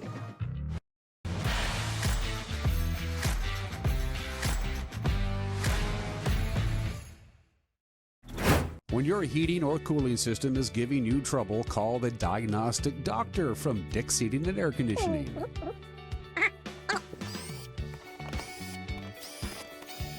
Here's the culprit right here.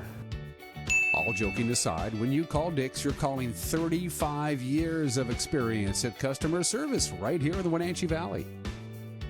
Dick's strongly believes in repairing before replacing, and they service all major brands of HVAC units.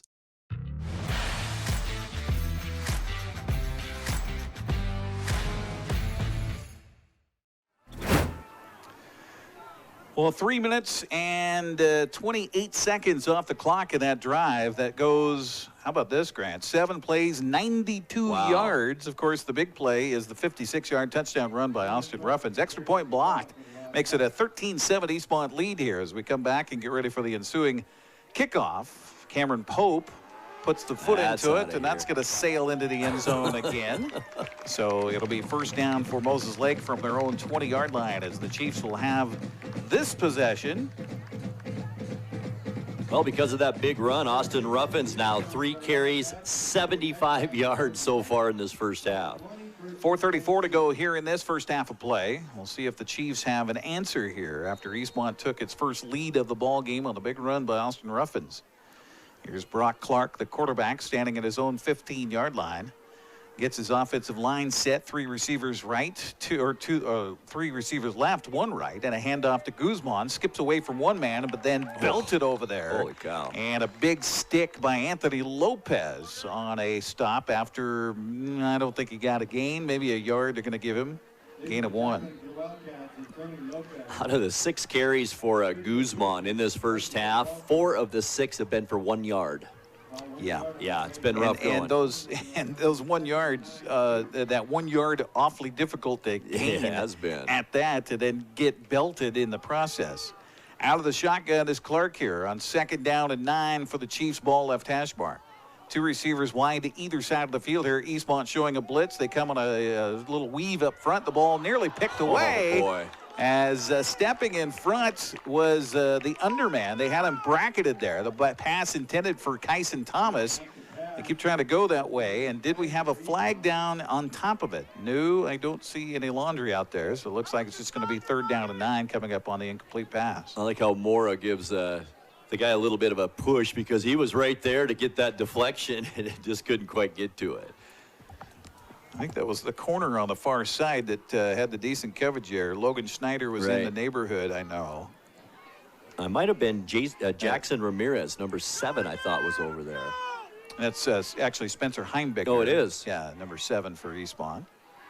So 3rd and 9 coming up for the Chiefs. Back to pass. Clark got pressure. Going to be throwing out in the flat. The ball caught, but then hit immediately for a loss of a yard is Maddox Gwynn. Number 23 for the Chiefs, and it's going to be back to the original line of scrimmage and 4th down and 10 coming up, even though they got the pass play. Again, pressure by Eastmont. We talked about how important that would be tonight. Kellen Leonard, a great play from his defensive end position for the Eastmont Wildcats. Snuffed that out for no gain. So Guzman will come back on after he was out for a play. And he will be the punter here, standing at about his own 5-yard line. So Eastmont got to be licking their chops here. Still have 2 timeouts. Going to have some time on the clock here before the half and should have decent field position. Snap is back, kind of a wobbly snap. The kick by Guzman kicks it away from the return man. Moses Lake Chief knocks down his gunner there and will be there to spot it down. Seth Olson will spot it down at the, where are they, 40? About the 40, yeah. Yeah, about the 40-yard line. So a decent punt, as it turns out to be. Got a Moses Lake bounce advantageously. They'll put it at the 39, and that's where Eastmont will have it. This would be a great momentum boost for Eastmont. Nice drive, 2:53 left. Almost use the time left in the half if you can. Get another score on the board and kind of take control of this game if you can at halftime. 2:53 to go as Eastmont will get it at their own 39-yard line. 1 timeout left for Eastmont, Eric. Moses Lake after the touchdown. Their possessions have been a fumble and a punt, and that's it. So 1st and 10 here, man in motion. They're going to hand it to the motion man. Had some penetration back there. Got away from him. This is Peterson on the carry out across the 40 to the 45-yard line. Boy, he made a lot out of what looked like was going to be a disaster. Nice big hole in that left side again. After he got past the penetration, as you mentioned, then it was open on that left side of the field. Looked like defensively it was Sal Villa that got in there and got a paw on him. Couldn't bring him down, though. 2nd down, 4 coming up for the Wildcats. Ball left hash mark from the 45. Again, motion man. They're going to turn and hand it to him. Looks like Peterson again across the 45 and out towards the line to gain. I think he's going to be about a half a yard shy. They'll put him at the 48, so it'll be a 3rd down for the Wildcats after a 3-yard gain. Eastmont quickly getting the play in as the clock continues to wind here with moments left of this first half. And a 13-7 Eastmont lead. Looking for yardage on a 3rd and short. Turn, handoff, Corona, dive play up the middle, has the first down. And that'll stop the clock to reset the chains as he's down to the 47-yard line. Nice gain of 4 in a typical Corona run. A tough run of 4 yards, carrying about 3 Moses Lake defenders with him. That's the guy I'd want to give it to on 3rd and short. Yeah, absolutely. Corona looked like he was going to play center there for a moment. Now he'll back up and be the tailback here on a 1st down and 10 from the 47. Motion man is King. And Gale wants to go for it all here. Looking downfield for Travato, off his hands at the 15. Good coverage for the Chiefs that time downfield. You know, it was a good play all around. Good throw, good coverage. Travato did get his hand on it, so it was a good play all around. Nice defensive breakup. Kyson Thomas was down there on the coverage. He's the one that I told you they have him twice on the roster. I don't know if he's got a clone or what, but he's listed as number 5 and number 18. So if we see a number 5 that comes out in the second half, we know it's the same kid. Second down coming up from the 47. Again, coming up at halftime, we'll mic up the PA announcer here, Pat Haley, and get the announcement of the Royal Court selection as Eastmont celebrates homecoming. Second down at 10 coming up. And again, Gale wants to throw. Going to do the same play again, looking for Travato. Travato tried to reach back. They're going to call a pass interference. Travato had to reach over the top of the defender. I don't know if they're going to call Travato for the offensive pass interference there. That's a good point. The defender, I mean, was just playing space relation. You know, I like that matchup, the 6'1 Brooks Travato on the 5'9 Kyson Thomas, and I can see why Eastmont's going to that matchup. Absolutely. Pass interference, no, they're going to say it's on the defense. And the Moses Lake coaching staff on the far side is I really don't blame him. I don't either. He had his head around. He was looking at the ball just like Travato was. Well, and really, in high school football, you don't have to turn around and find the ball. Right. The contact was by Travato coming back for the ball. And I guess from the officials' perspective, they're saying that he has a right to the path of the football. And so as a result, he couldn't come back through the defender. And a penalty is called. Or if you're a defensive coach, you just call that good defense. Right. Exactly. So 3 penalties, 33 yards after they mark it off here down to the 32 of Moses Lake. Time is minute 22. And again, Gale wants to throw the same pass again, looking for the end zone. Travato open just off the end of his fingertips. Going to the well 3 times in a row against Kyson Thomas over there. Once again, I think they like that height mismatch. And Gale puts it up where Travato can kind of get to it, but just hasn't quite found him yet. Luke Gale came to the sideline, kind of shrugs his shoulders, palms to the sky, saying, I don't know what I'm supposed to do here. I'm doing what I can. Meanwhile, Travato looks like he was a little shaken up on the play. Penalty on the play, too. Oh, there was. Big one. Oh, big penalty against Eastmont. Holding and a spot foul. Ouch, that hurts from the 39. Holy cow. We'll back it up to the 49-yard line.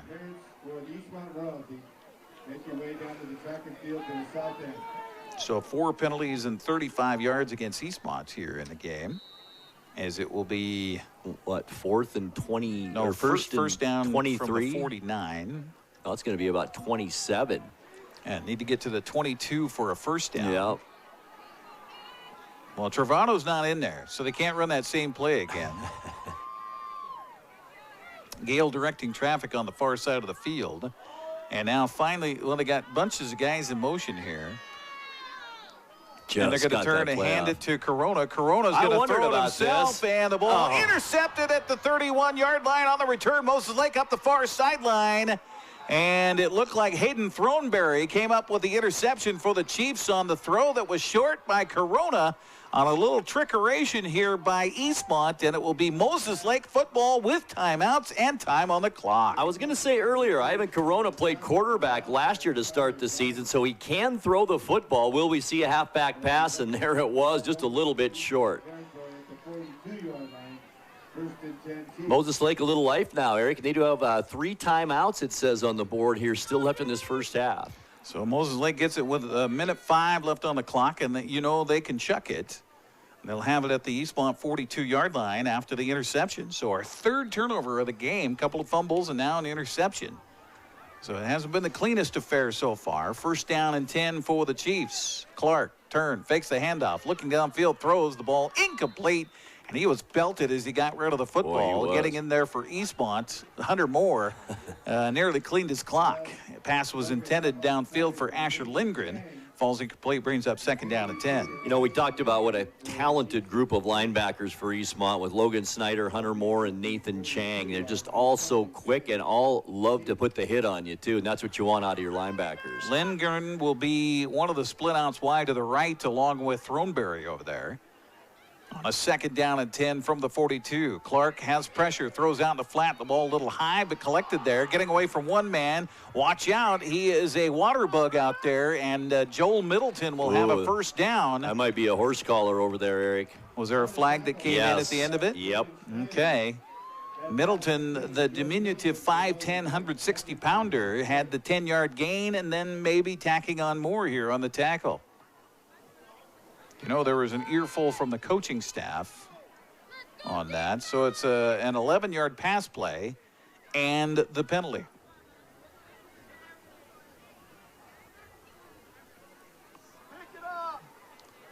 Dennis Brandstetter is, yes, it is exactly what you said, Grant. So, and that's outside the 31-yard line. So that's a 15-yard penalty. So they'll mark the whole thing off here. All the way down to the 16-yard line. So now 5 penalties and 60 yards against Eastmont. 17-yard line. They'll put it at the 16 after the 15-yard penalty. So, ouch, that hurts. And if you're the Chiefs, you got to love life right now. Getting a little help from the defense. Clark in the shotgun with Guzman to his right. Back to pass, got pressure, tried to throw it up, or run it up the middle, and he is hammered down hard. Eastmont again right there. I think up front, Anthony Lopez on the tackle. They're going to give him no gain. We're going to get a timeout taken by the Chiefs. And we'll keep it here during the timeouts. And, man, that was a hard hit. And there have been some hard hits in this game. Absolutely.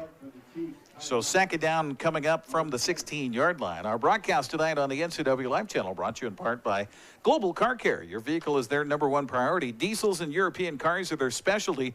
Pickup and drop-off available. Stop by their website at globalcarcare.net. Also by Harvest Valley Pest Control. You can rest assured Harvest Valley Pest Control uses kid and pet-safe material around your home or office. Call today for your free estimate. Well, after tonight, Eastmont will step out of Big 9 play for a game next Friday at Hanford. And then the big one in 2 weeks on October 22nd, they'll play at Sunnyside and then host Davis and then finish the regular season on a Thursday night at West Valley. So everything the Wildcats want as far as a Big 9 title and getting a shot to the state playoffs is right in front of them. It really is. But you have to win this game tonight. This is so big for them. Moses Lake with no losses in the conference as well. So 13-7 is our score, but that lead for Eastmont kind of in jeopardy right now. On a 2nd down coming up for Moses Lake after they used their first timeout. 36.9 seconds left here in the half, and you got to know the Chiefs are going to try to throw it again. As they break the huddle, Brock Clark sets him up. Ball left hash bar. Gets the snap from center, and now we'll hand it off to Guzman. Look out! And he is ridden down to the 10-yard line. Boy, that was a game-saving and a touchdown-saving play by Logan Schneider, who smelled that one out as the quarterback reached around the pocket from behind and handed it to Guzman. I like that. He acted like he might have a keeper to the right side, and they end up going left to Guzman. Nice play. Boy, Logan Schneider, and again, he doesn't make that tackle, and I think he's in the end zone. I do too. So it turns out to be just a 6-yard gain. So 3rd down and about 4 yards to go. They can get a 1st down, but of course time is of the essence here with 27.6 seconds left in the first half. Again, coming up at halftime, we've got halftime ceremonies here with homecoming underway, and They'll bring the royal court out and announce that. Of course, the big dance coming up tomorrow. Your daughter's going to be part of the dance. Got her dress and tried it on. Looks great today. Riding in a limo tomorrow. And you were telling me that you've never ridden in a limo before. I have never even sat in a limo. Really? Never. Are you going to have her let you sit in there for a minute? If she'll let me. Yeah. Oh, have you ridden in a limo? Yes, I have. You have? I've driven a limo. Wow. Oh, that's right. Yeah. You told me that story today. Yeah, when I worked in the Tri-Cities for a time, a gentleman I worked with at the radio station had a limo. Awesome. And filled in driving for him on a few occasions. That was fun. Third down and 4 for Moses Lake after the timeout from the 10 of Eastmont. They definitely are in field goal range here.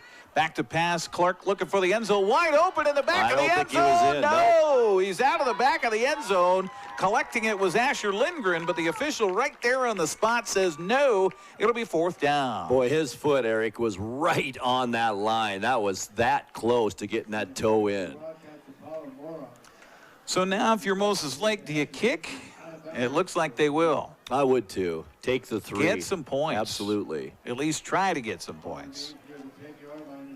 Again, Iden Bone, love that name, out there to try the field goal here. They'll spot it at the, 17, so a 27-yard field goal attempt out of the hold of Jackson Purcell. Incomplete pass, stop the clock with 22 and a half seconds left. Now the officials are trying to get somebody back. Oh, they need 2 bodies back there under the goalposts, and so they'll get that set up as far as the officials are concerned. Eastmont, meanwhile, going to try to break through and get the block here. Snap is back. Spot down, kick away. It's got the distance, and it is no good. Wide right. Eastmont dodges a bullet. They sure did.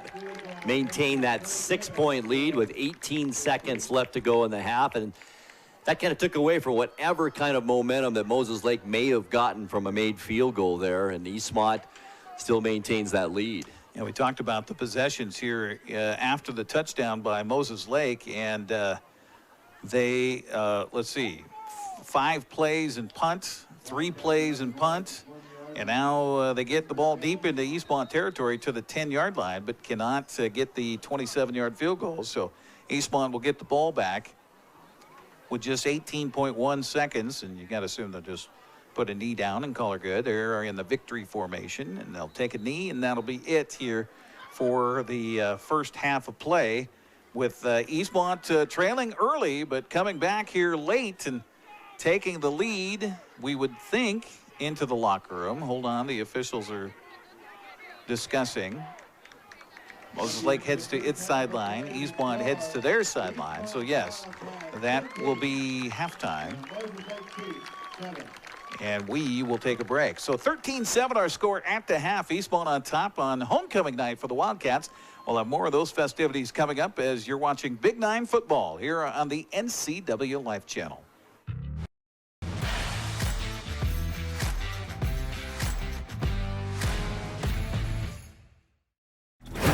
Are you a take charge kind of person? Consider a career as a health unit coordinator.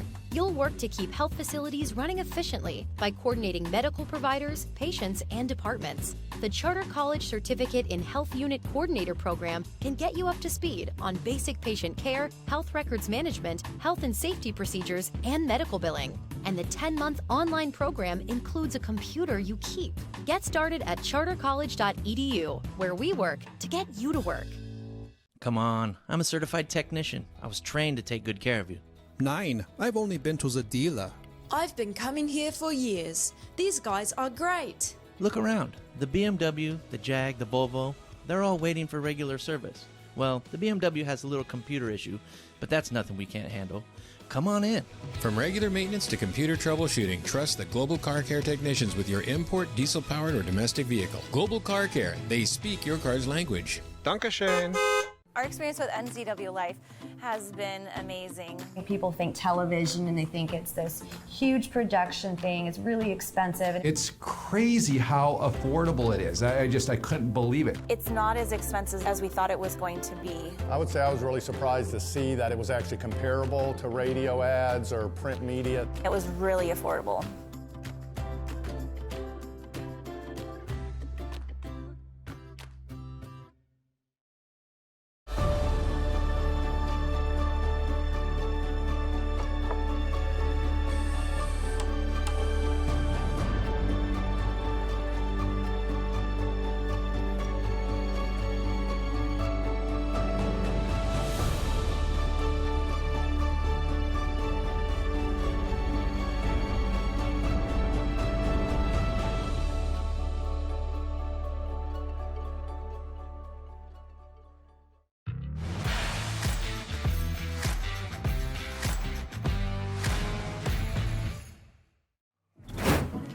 Well, we come back here at halftime with the Eastmont cheer squad out there entertaining. Let's take a look and a listen.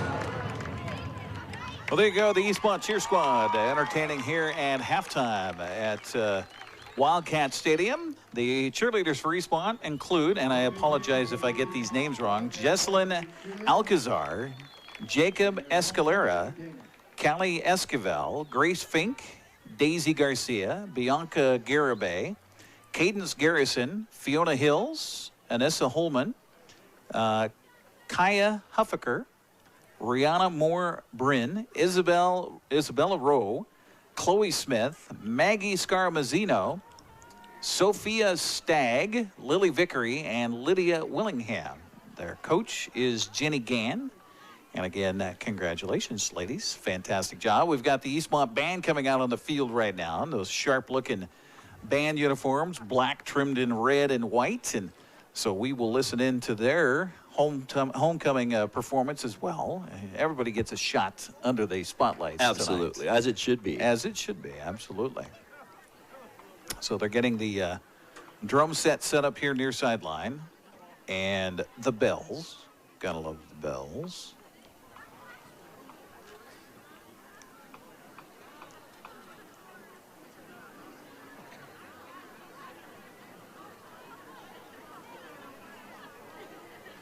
And again, Eastmont. Next up for your halftime entertainment, this 2001 homecoming, it's the Eastmont Wildcat Marching Band. So here we go with the marching band here at Eastmont High School at halftime.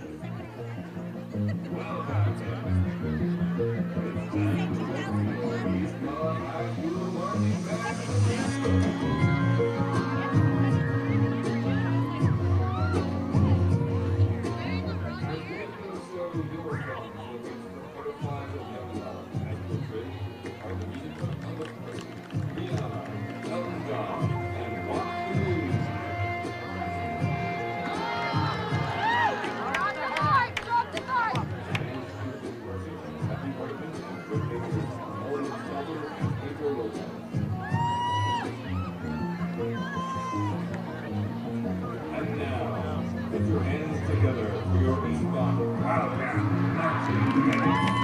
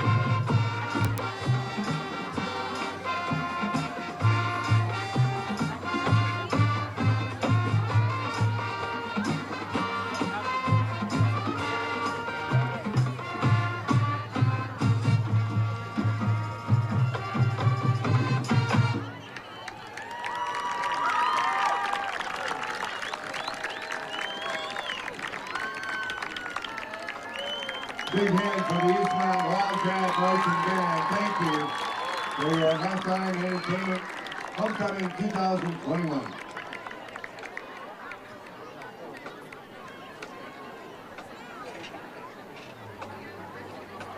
There you have a little bit of our halftime entertainment. We've got the homecoming Royal Court to be announced here coming up. We'll take a quick break, come back. You're watching Eastmont and Moses Lake tonight here on the NCWLIFE Channel, where the Wildcats lead the Chiefs 13-7 here at half. We'll be back after this.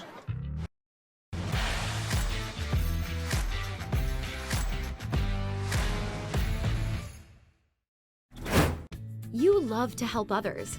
You need a solid career. You can have it all with help from Charter College. Our 10-month medical assistant program prepares you to work in healthcare settings like physician offices, rehab centers, and clinics. You'll learn to take patient vitals, assist with exams, administer injections, and maintain medical records. When you're ready to launch a rewarding healthcare career, visit chartercollege.edu because we work to get you to work. Let's face it, selling your good used vehicle can be a hassle, if nothing else. Consign your vehicle here at Global Elite Motors. When you do, you'll get the best possible price because of our proprietary selling system. We offer the ability to finance, add warranties, take trade-ins, and much, much more. Each consignment vehicle we represent is thoroughly inspected and marketed to attract qualified buyers. Let us help sell your quality vehicle. Buying a vehicle? Consigning a vehicle? Stop by Global Elite Motors on Wenatchee Avenue at Global Car Care.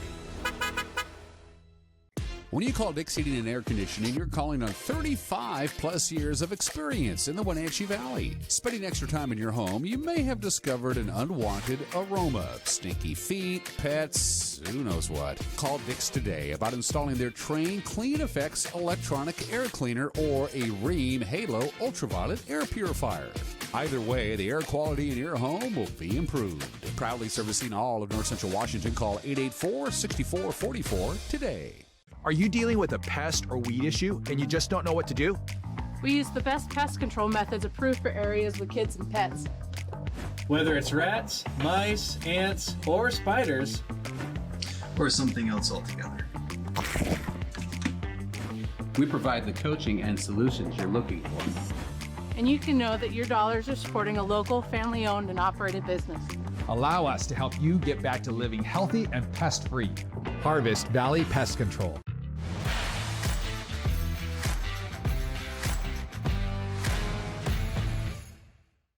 Okay. And welcome back again, and you can see on your screen that the Royal Court being ushered out in the backs of Jeeps.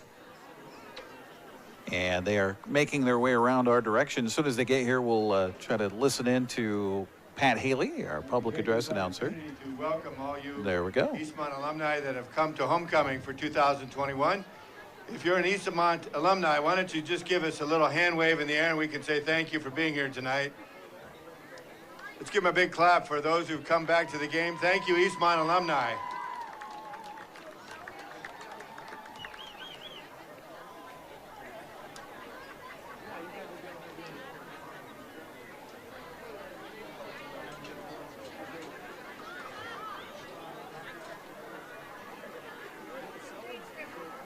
Before we introduce and welcome our Eastmont 2021 homecoming royalty, we'd like to say thank you to Town Chrysler Jeep Dodge Ram for their generous support of Eastmont High School 2021 homecoming royalty by providing and the use of these beautiful Jeeps that'll be coming along. We'd also like to thank our drivers, Brandon Schmitten, Shayla Brookhover, Matthew Kimmel, Kyle Dawkins, Jen Zielinski, and Stacia Hardy.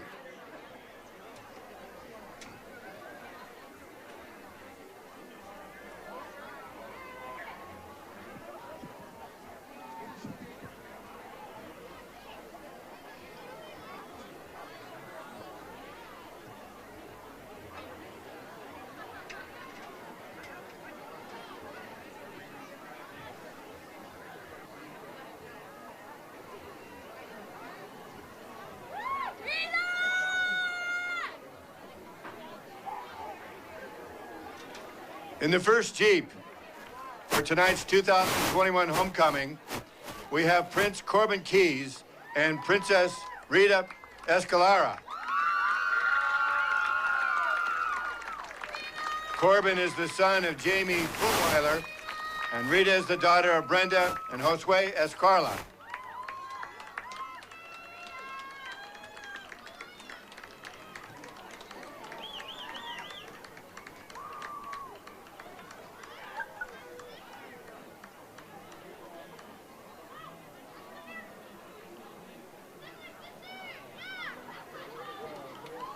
Let's give a big round of applause to Prince Corbin Keys and Princess Rita Escalera.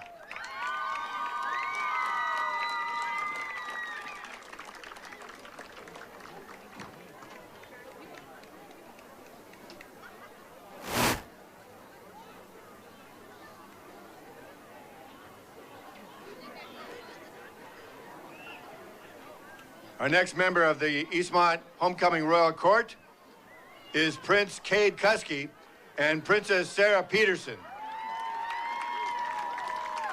Cade is the son of Allison and Peter Kuski, and Sarah is the daughter of Eric and Marcy Peterson.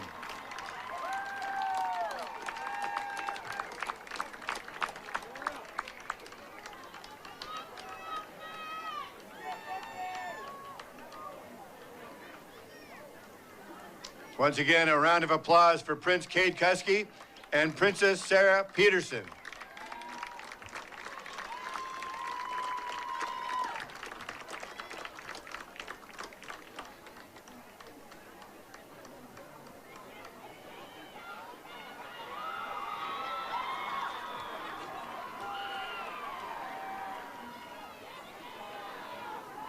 Our next members of the Eastmont Homecoming Royal Court is Prince Apollo Mora and Princess Amaya Amezcua. Apollo is the son of Joanna and Edgar Garcia, and Amaya is the daughter of Gabby and Jesse Rodriguez. Once again, a round of applause, Prince Apollo Mora and Princess Amaya Amezcua.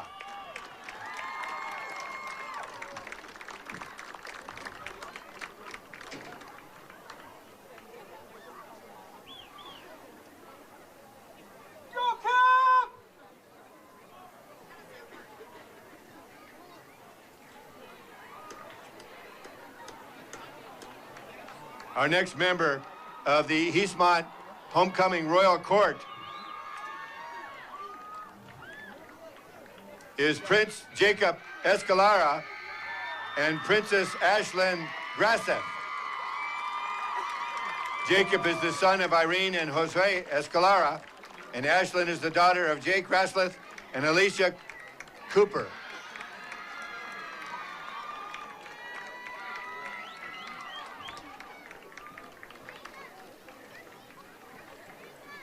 Once again, let's give a big round of applause, Prince Jacob Escalara and Princess Ashlyn Graseth.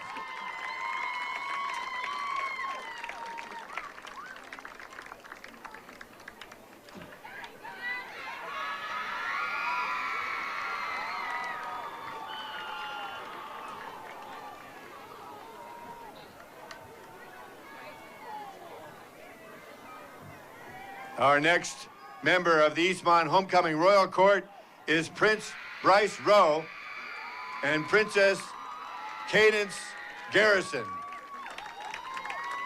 Bryce is the son of Nicole Rowe, and Cadence is the daughter of Jen and Melinda Garrison.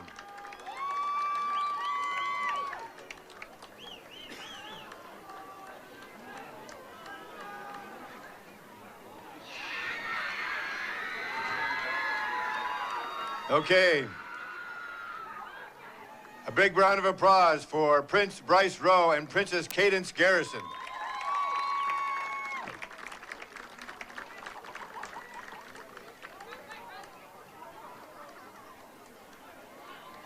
Our next member of the Royal Court is the Duke Josh Hernke and Duchess Harley Stentz. Josh is accompanied by Deborah Hernke Morin and Brad Hernke, along with Tim Morin, and Harley is accompanied by Heidi and Ty Hedges and Shad Stentz.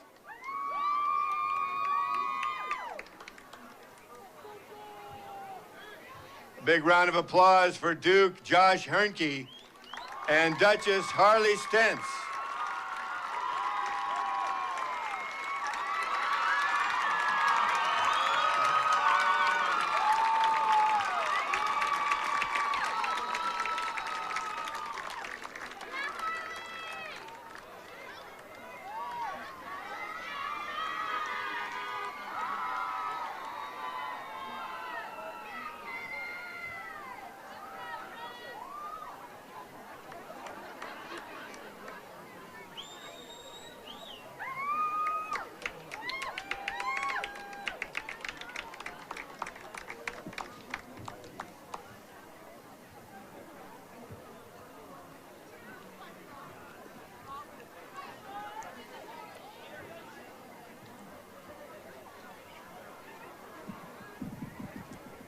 So I think that is the end of our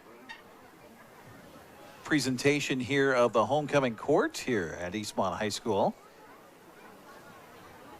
And Grant, you were talking about the Dutch and Duchess.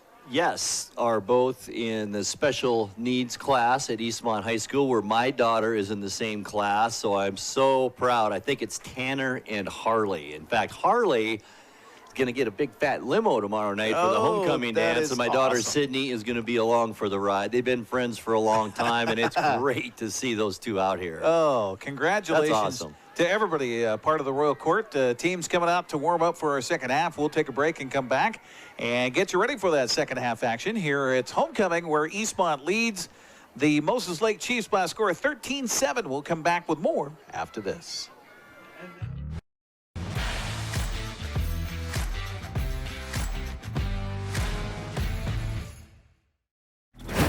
Hi folks, welcome to Save Mart. How can we help you today? We're looking for a recliner. Okay, right this way. Go ahead and move this chase on the other side. You can lift this up. Great, I want that one. I like that one. That's a great choice. And I want this one as well. Okay. And I definitely want this one. Ooh. You'll find it at Save Mart. Full service at a low, low price. When the people you serve are your friends and family, you see the world a bit differently. You understand that your survival depends on the health and strength of your relationships. Your word is your reputation, and that doing the right thing is the only way of life that matters. At Confluence Health, we remain humble. Trust is a gift that is earned, a privilege, an honor. And we remain grateful for the trust you place in our hands. Think premium can't be capable? Think again.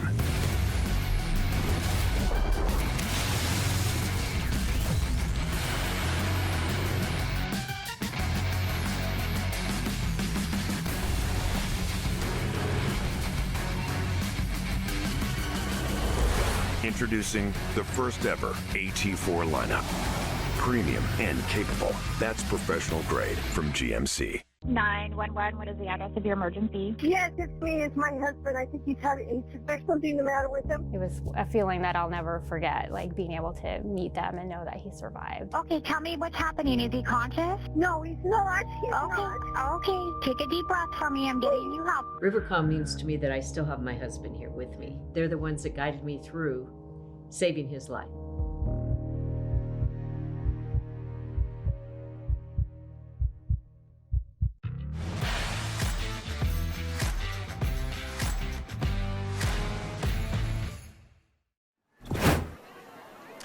Well, as we went away to the commercial, we apologize. They announced the King and Queen, and that is Apollo Mora and Ashlyn Grasseth. So congratulations to them on being selected as the King and Queen for Homecoming 2021 for Eastmont High School.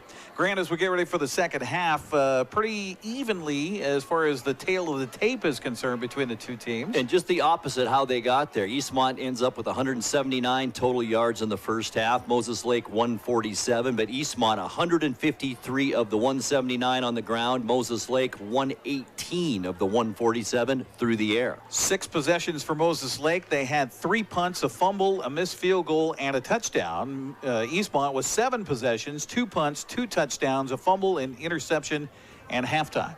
So that is the tale of the tape, a truncated version, if you will, here as we wanted to get you the sights and sounds of halftime. That the homecoming, by the way, the announcement of King and Queen, they went to a different microphone that we didn't have access to, and so we couldn't hear it.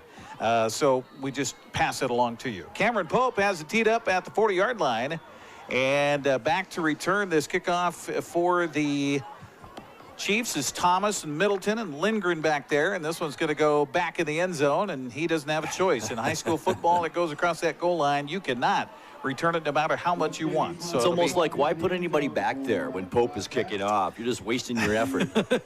and if you didn't catch the pregame show, we got a chance to interview Cameron Pope, and I asked him, I said, can you do that? Can you dial that up anytime you want? And he goes, yep. Did he really? Yeah, and I went, wow, okay, that is definitely a weapon. I guess. So here we go. First play of the second half will be a Moses Lake possession here in the third quarter. Again, their quarterback is Brock Clark. He had a successful first quarter, we'll say. Well, he was 7 for 12 in the half, Eric, for 118 yards. Well, here he goes with 4 receivers. He wants to throw right, looking right, got pressure, and the ball incomplete as he is dumped on his wallet. And good job by Eastmont getting in there defensively. I think it's defensive end Kellen Leonard. Yeah, Leonard's had a good night. He's really been in quite a few times hassling the quarterback. And so it'll be 2nd down and 10 coming up from the 20-yard line. Wide receivers, Hayden Throneberry is wearing number 13. He's out to the near side right. Out there along there with him is Asher Lindgren. Lindgren now will shift over to the other side to join Kyson Thomas and Joel Middleton over there. So again, 4 receivers, back to pass, look out, got pressure, throwing to the flat. The ball is incomplete, but a flag comes down.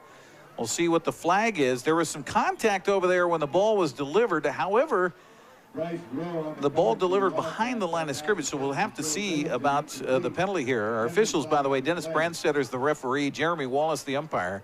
Tiana Peterson is whom threw that flag over there. Kirk Lyons, the line judge, and Rob Tidd, the back judge. So Peterson and Brandstetter having a little discussion. They threw that inside screen in the first half, too, and they got a nice gain out of it. So I think they were probably hoping for the same here. Well, there was probably, you know, how they do that with one receiver coming back and crossing over while the other receiver engages the cornerback. So contact made as the ball was thrown. So we'll see if they keep the penalty or they waive it off, and it's going to be waved off. So 2nd down coming up from the 20-yard line. After all of that is said and done, incomplete passes on the first 2 possessions. Actually, it should be 3rd down, right? Because he tried to go over the middle. That was incomplete, and then tried to go that side. So, yes, 3rd down and 10 coming up from the 20-yard line for Brock Clark and the Chiefs.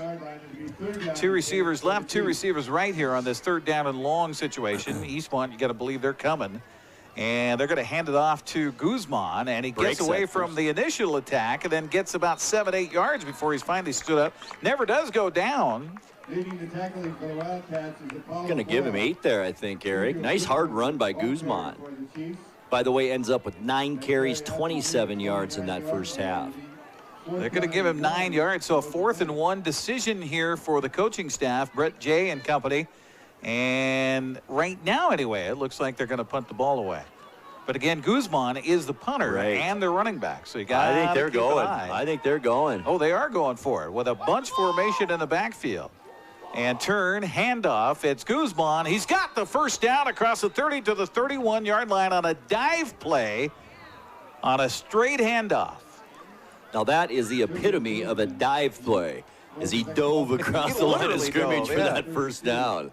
Well, they brought a bunch formation in the backfield, a couple of blockers in front of Guzman. They're going to keep that formation here on a 1st down and 10 from their own 31-yard line. Ball left hash mark. A tight formation here. We haven't seen this at all tonight. Turn, hand, Guzman, right side, dive play, has a 1st down and more up to 45-yard line. And boy, They are catching Eastmont by surprise with a bunch formation, tight, with tight ends in tight, and they go away from the 4 wide, and he gets another big gulp of yardage, 14 yards on that one. As I mentioned, Eric, Guzman had 9 carries, 27 yards in the first half, and so far in this third quarter, 3 carries, 23 yards. So adjustments, you always wonder about the adjustments at halftime, and this is the adjustment for Moses Lake right now anyway.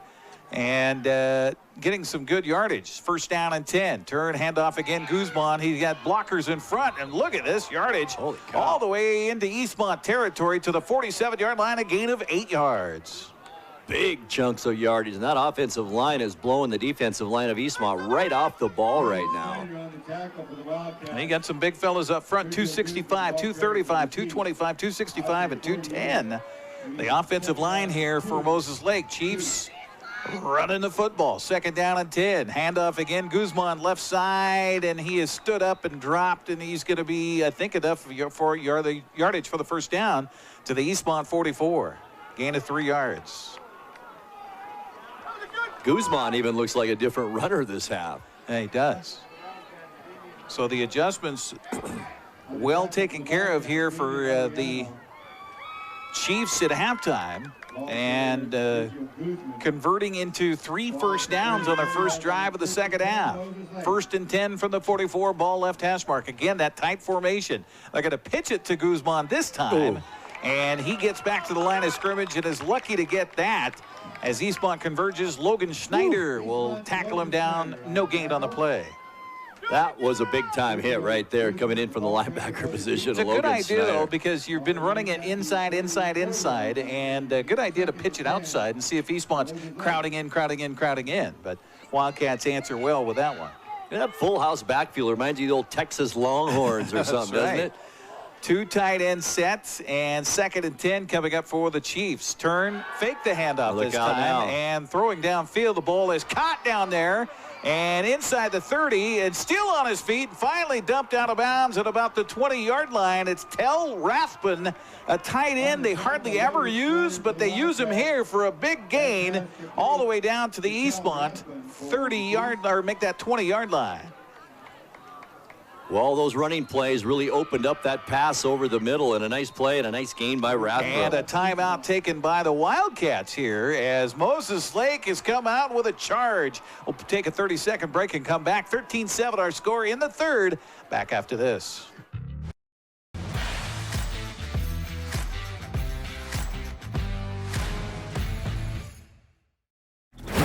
Hi, everybody. In North Central Washington, I'm Dan Kuntz, and I do the honors each and every weekday morning at 7 a.m. to bring you live local news, local weather, local sports. It's called Wake Up Wenatchee Valley. It's a fun show. I enjoy doing it. I invite you to watch it. It's Monday through Friday at 7 a.m. live right here on the NCWLIFE Channel. I interview movers and shakers. We have a good time. Start your day live and local. Wake Up Wenatchee Valley right here with yours truly on the NCWLIFE Channel.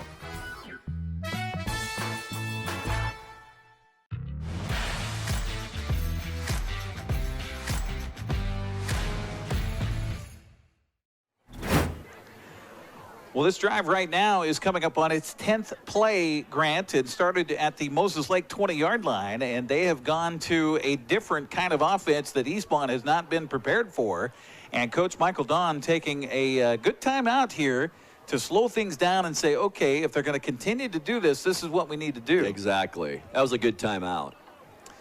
They've gone to the ground game, and Sergio Guzman has been the man who has done most of the damage here on this drive. Of course, then they do a little play action, get a big pass play to Tel Rathbun, who doesn't have a lot of catches on the season coming in, and the tight end comes through with a big catch and run. It's a great call, too. Brett Jay has called a great third quarter here so far. Coming back out with that full house backfield there. Well, they'll put it at the 23, so it is first down and 10 from there from the 23 of Eastmont. Moses Lake trailing at 13-7 and trying to pop the Wildcats in the mouth here on their homecoming night. Again, that bunch formation in the backfield behind Clark.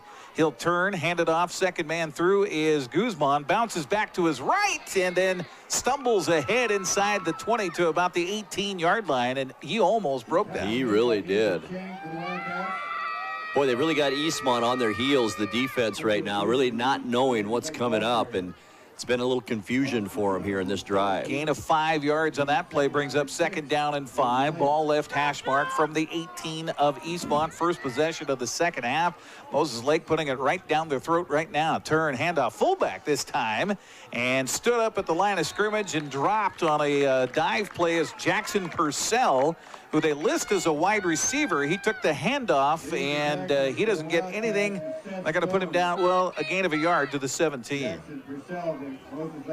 Using a little bit of everybody now. Yeah. Well, and Purcell's a big kid. He's 6 foot 190, same size as their quarterback.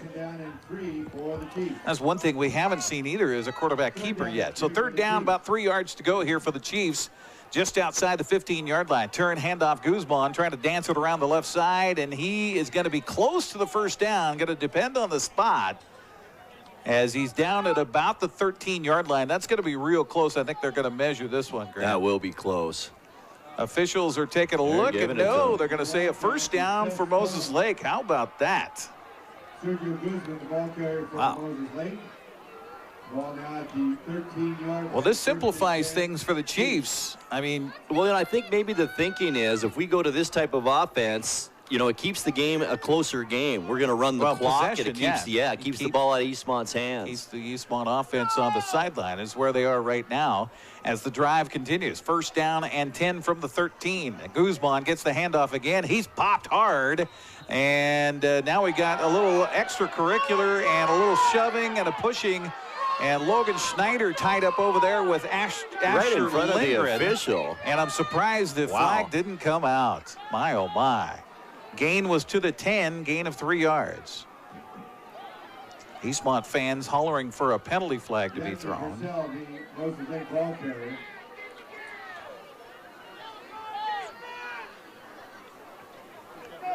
Clock continues to run here. 6:24. We're halfway through the 3rd quarter. And 1 possession. It's all by Moses Lake on this drive. 2nd down coming up from the 10-yard line. Handoff again. It's Guzman, and he's going to take it all the way down to the 5. Dragging bodies with him as he goes. Sammy Garcia hanging on for dear life along with Hunter Moore there.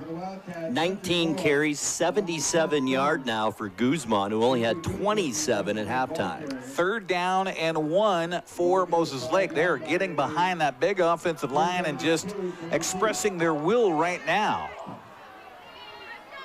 Clark under center. Turn, handoff again. Guzman right side. He's got the first down. Still pumping his feet, reaching for the end zone. They're going to say he's down at the 1-inch line. Wow. 4 yards on that gain. 1st and goal. They got 4 chances here from, inches away from Pater to take the lead.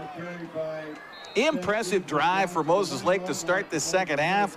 And a timeout going to be taken here on the field of play by Eastmont. Their 2nd timeout in this possession. That means they're a little bit in disarray. That's what that means. And the defense probably needs a rest right now. Running play after running play. It'll tend to tire out, especially that defensive line. Our broadcast tonight here on the NCWLIFE Channel brought to you in part by Les Schwab Tires. Les Schwab takes your safety seriously every time you stop by. Also by One Way Construction. Your project, your way. Find them online at onewayconstructionnw.com. And I'll tell you what, Moses Lake is making this game their way with what they're doing right now. Oh, Grant. It's been unbelievable. Totally unexpected here to come out in this 3rd quarter. A passing team. They've been a passing team this entire season, and all they've done on this possession, 3 passes and 11 runs on this drive. Well, right now it's 16 plays into the drive, coming up their 16th play, and they're at the about 2-inch line. Amazing. So it's gone for 79 plus in this drive already. Very impressive to start the second half here for the Chiefs, looking to take the lead on the road. Wouldn't it have been interesting to be in the Moses Lake locker room at halftime just to see what Brett Jay saw in this defensive front from Eastmont? With that extended halftime, they had time to redraw their entire offense. They pretty much did. And that's what they've gone with, and a bunch formation again in the backfield here behind Brock Clark. Do they go to Guzman one more time here? Or does Clark keep it? Gets under center, barks out the play. He'll take it himself. He'll take it into the end zone, and a touchdown for the Chiefs. And Moses Lake has taken the lead against Eastmont. 1-yard touchdown run, and I'll tell you what, that was the most impressive drive we've seen tonight, without a doubt. I'll get all the stats and how many yards that was, but it was all Guzman, Sergio Guzman, on that possession. 19 carries, 77 yards now on the night. And now the all-important extra point. Aiden Bone will kick it out of the hold of Jackson Purcell, who was part of that bunch backfield behind Brock Clark. The snap is back, the kick away, and it splits the uprights good. And with 5:23 to go here in the third quarter, it is now a tie ball game.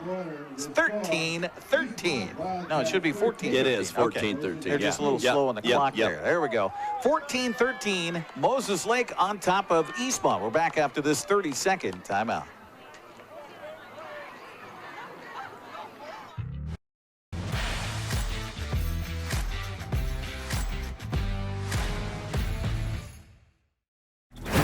Hi there, it's Les Schwab Tires, reminding you that changing seasons can mean changing road conditions.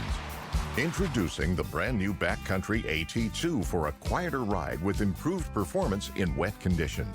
Because when it comes to keeping your family safe, the right tires help you feel prepared for anything. Seriously, anything. Now save up to $130 when you buy Quadtrac tires with financing. Les Schwab Tires, doing the right thing since 1952.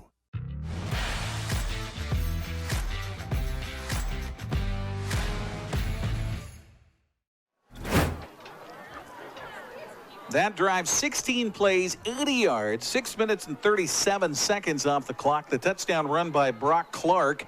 And the extra point gives Moses Lake the lead back for the second time here tonight, 14-13. And Guzman, the big carrier of the load there. 54 yards rushing on that possession for Sergio Guzman and the Chiefs. Aiden Bone with the ensuing kickoff. A high end-over-end kick, and it is going to be returned at the 10, 15, 20. Right up the gut. Chang. Look out. It's Nathan Chang still on his feet across the 40 to the 45 and out to the 48-yard line. What a return for Eastmont.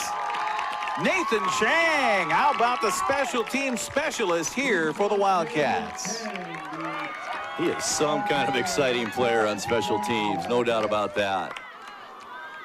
But can you believe that? 5:11 left in the quarter, Eric, and the first time Eastmont has touched the football here.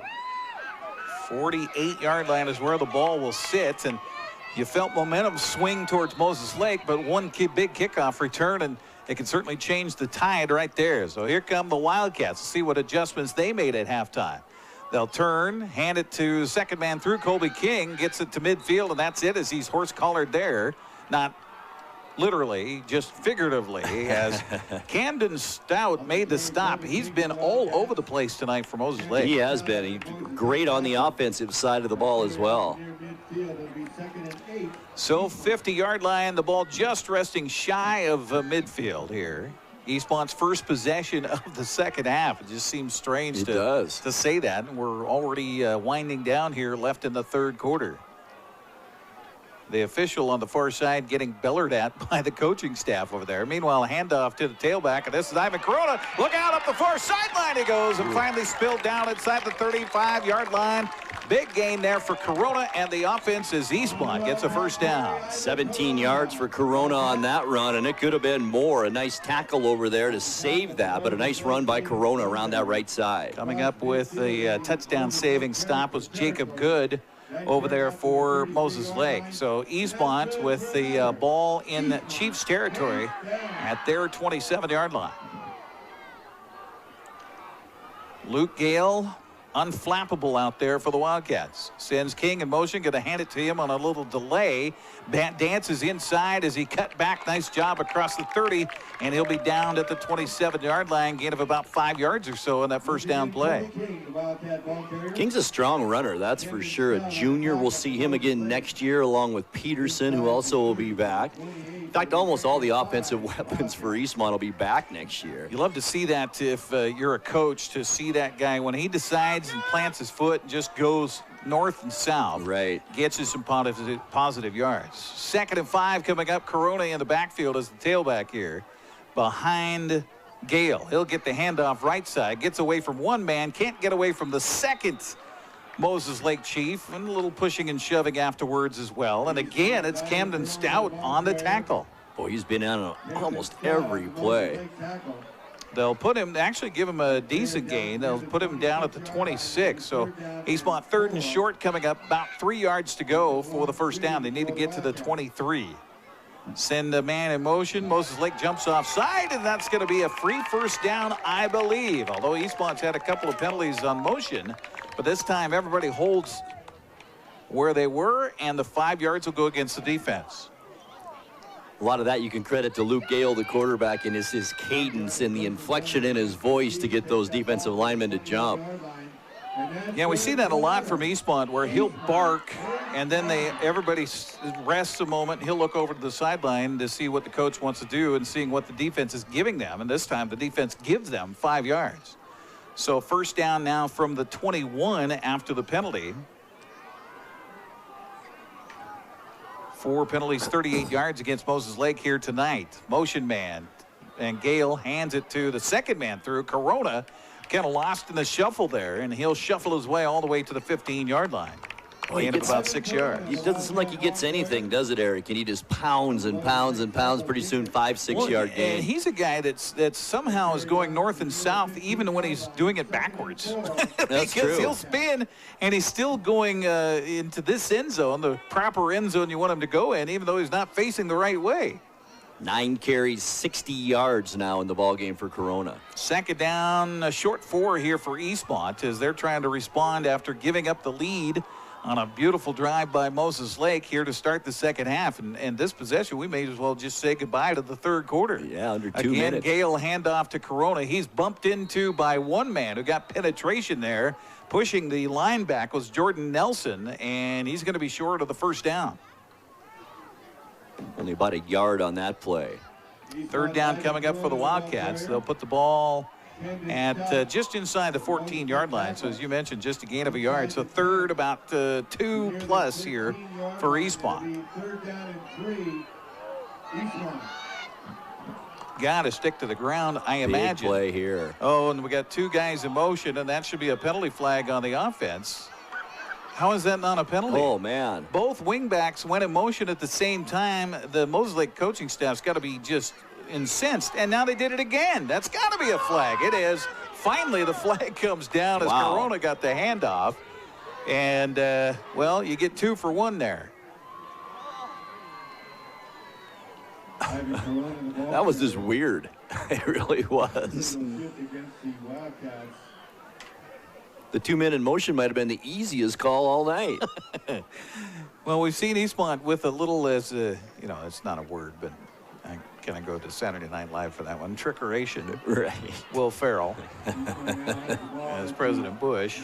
But that's a little much. Well, you got to live within the rules of the game, and 2 guys in motion at the same time. Oh. Not happening. So third and long now for Eastmont, and Luke Gale's not had the most success through the air tonight.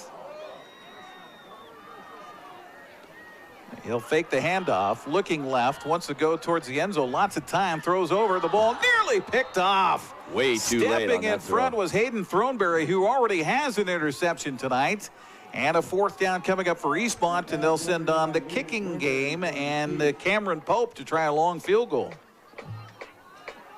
Gale 3 of 10 through the air, Eric, for 26 yards in this game. Under a minute to go in the third quarter. Eastmont trying to take the lead back.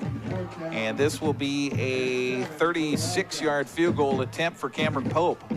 He's 3 for 4 on field goals this season. His longest 52, so he's definitely got the leg. It's all about the accuracy right here on 4th down. The snap back, the spot down, the kick away, plenty of distance. Oh, man. And it's no good. Wide right. Wide right on the 36-yard field goal. And Moses Lake dodges a bullet. Boy, and that just gives them momentum once again. Oh, absolutely. Absolutely. And so the Chiefs will get the ball back with 55 seconds left here in the third quarter. Eastmont touched the ball 1 time this quarter. It was a great drive. It was. It just stalled there. And give the Chiefs credit. Defense flexed when it needed to. And so here comes Brock Clark again, handoff Guzman. And he has stood up and dropped, maybe got a half a yard there as Eastmont says, you know what, we're a little tired of these dive plays inside. And they had a chance to talk it over on the sideline and decide what they need to do defensively. It was Anthony Lopez who got there first for the Wildcats on that one. Excuse me, no, it was Caleb Garcia, 90 for Eastmont. And I think we'll just wind the end of our, oh, no, well, we can't. have to run one more play. The play clock and the game clock a little bit different here for Moses Lake. So second down coming up, and they gave him a yard. So 2nd and 9. They'll turn and hand it off to Guzman right side this time, and short yardage for him there as the Wildcats converge and they all unstack. And inside for Eastmont was Damian Arellano. It'll be 3rd down coming up after the gain out to the 24-yard line, but we're going to switch ends of the field before we can get there. We'll take a 60-second break and come back through 3. It's Moses Lake 14, Eastmont 13. You're watching Big 9 football on the NCWLIFE Channel.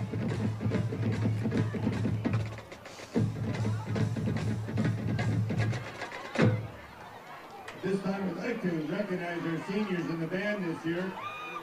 Their dedication to the...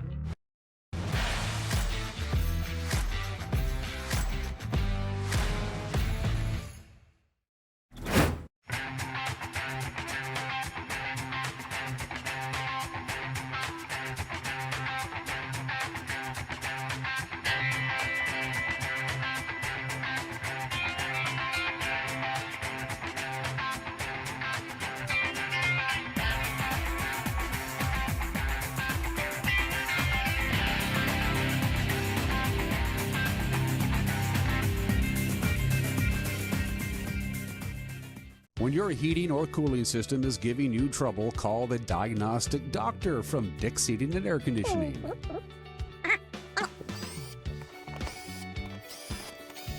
Here's the culprit right here. All joking aside, when you call Dick's, you're calling 35 years of experience at customer service right here in the Wenatchee Valley. Dick's strongly believes in repairing before replacing, and they service all major brands of HVAC units.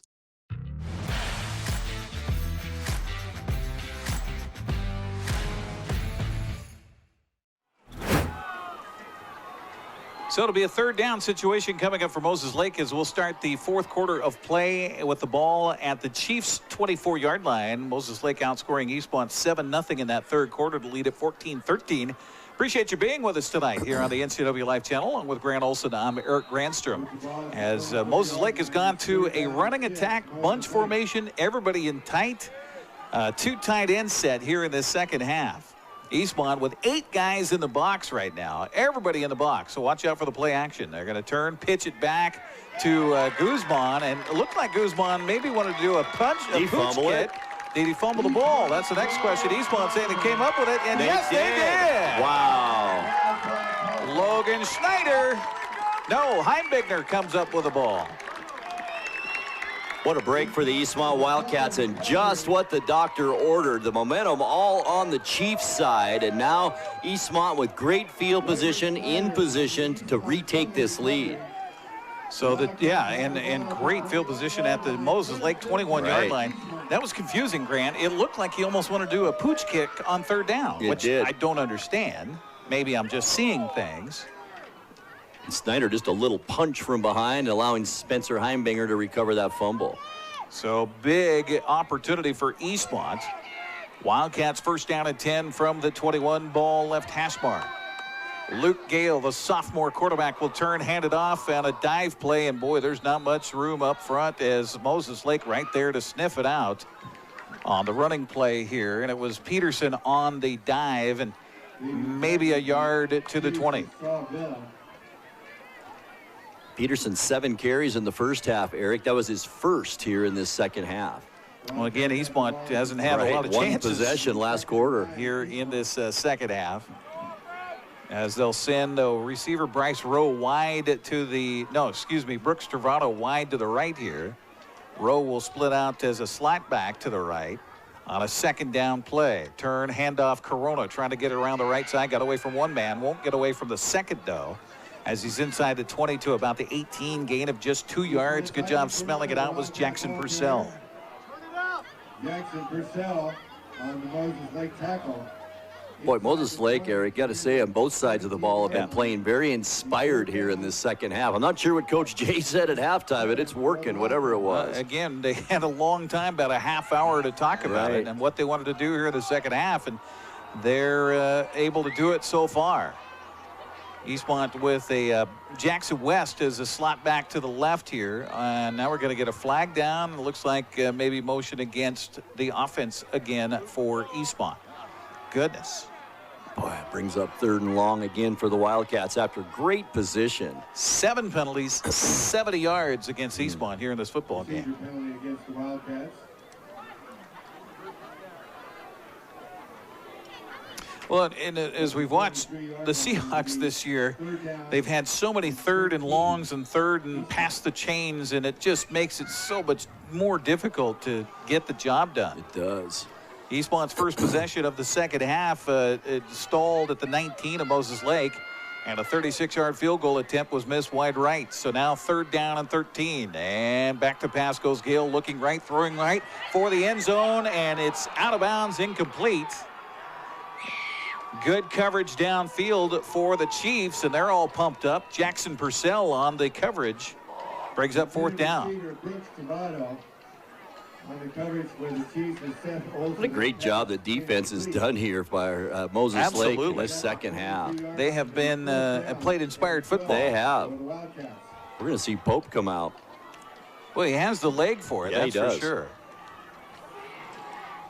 Ivan Corona will be the holder this time. Eastmont with bodies late to get out, and they've already used 2 timeouts here in this second half on that first drive of the second half by Moses Lake. So Eastmont only has 1 more timeout left in the game. This will be a 40-yard field goal attempt, ball right hash mark.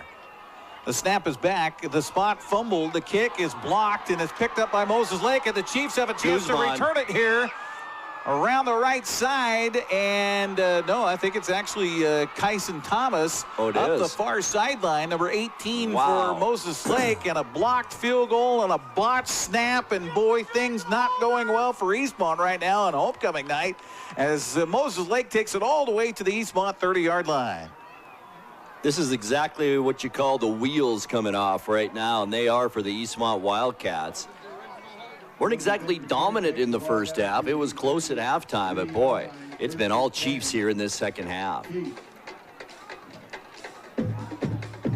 Great field position too, Eric, at the Eastmont 32-yard line. Chiefs will have it with 9:59 to go here in the 4th quarter. Do they go back to the spread formation?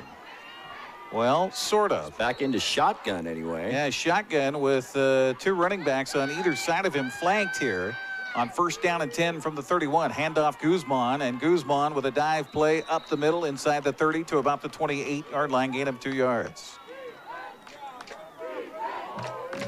Well, we've seen the kicker for Moses Lake. He's got a pretty good foot on him, too. Iden Bone.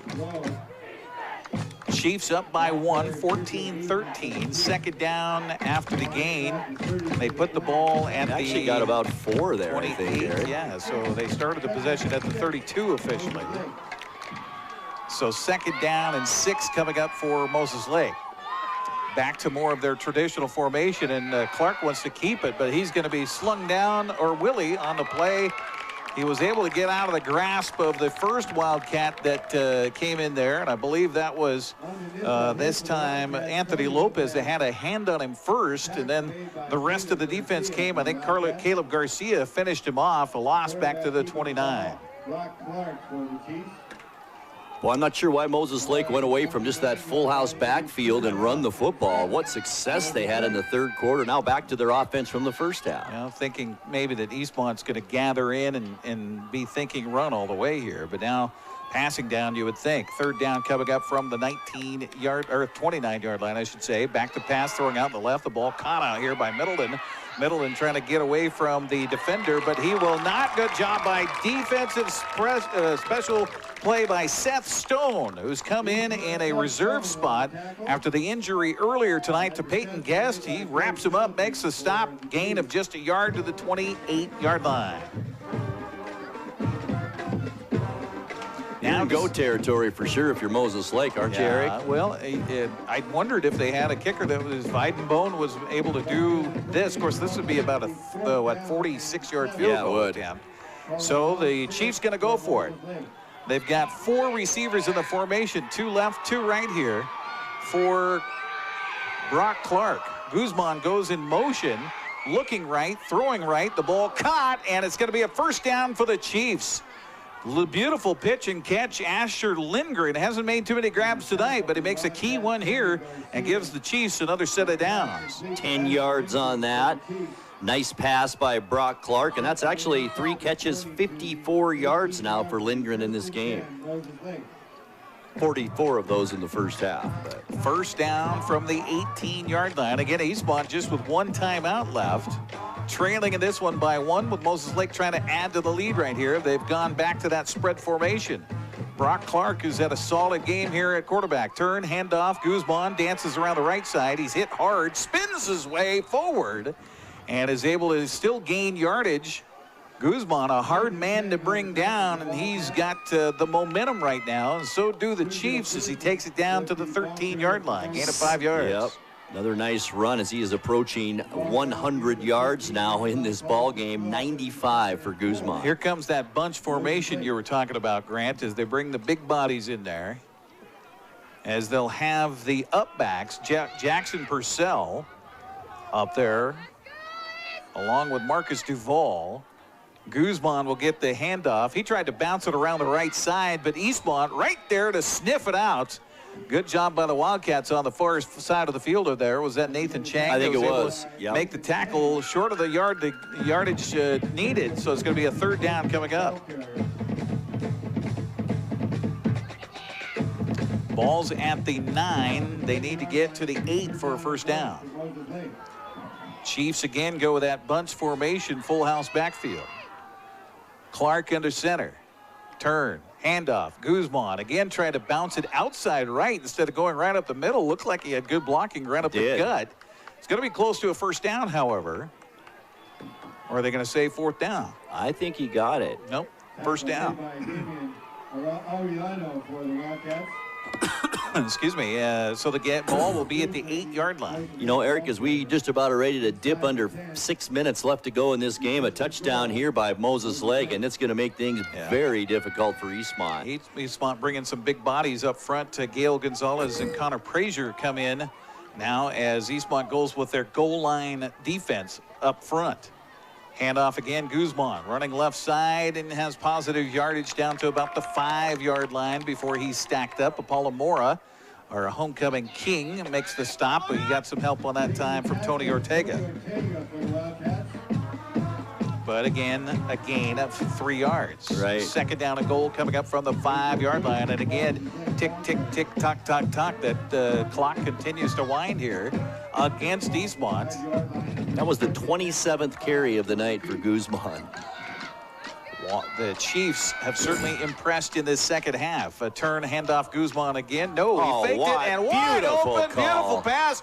It faked me out, and now a flag is thrown as Eastmont a little extracurricular after the fact. And the touchdown catch by Tell Rathbun. That's his 2nd catch of the night. This time it's good for a touchdown from 5 yards out from Brock Clark, and had me thinking run, and so too were the Eastmont Wildcats. Absolutely. I think I could have caught that pass. Nobody around him. And it has quieted the homecoming crowd here at Eastmont High School, as the Chiefs will try to add to their lead. Unsportsmanlike was the call after the play was over against Eastmont. So Moses Lake will take that on the kickoff, we assume. Meanwhile, Aiden Bone comes out for the extra point. Snap is back. Spot down. Kick away, and it is good. We will take a break and come back with 5:11 to go here in the game. Moses Lake leads Eastmont 21-13. You're watching Big 9 football on the NCWLIFE Channel.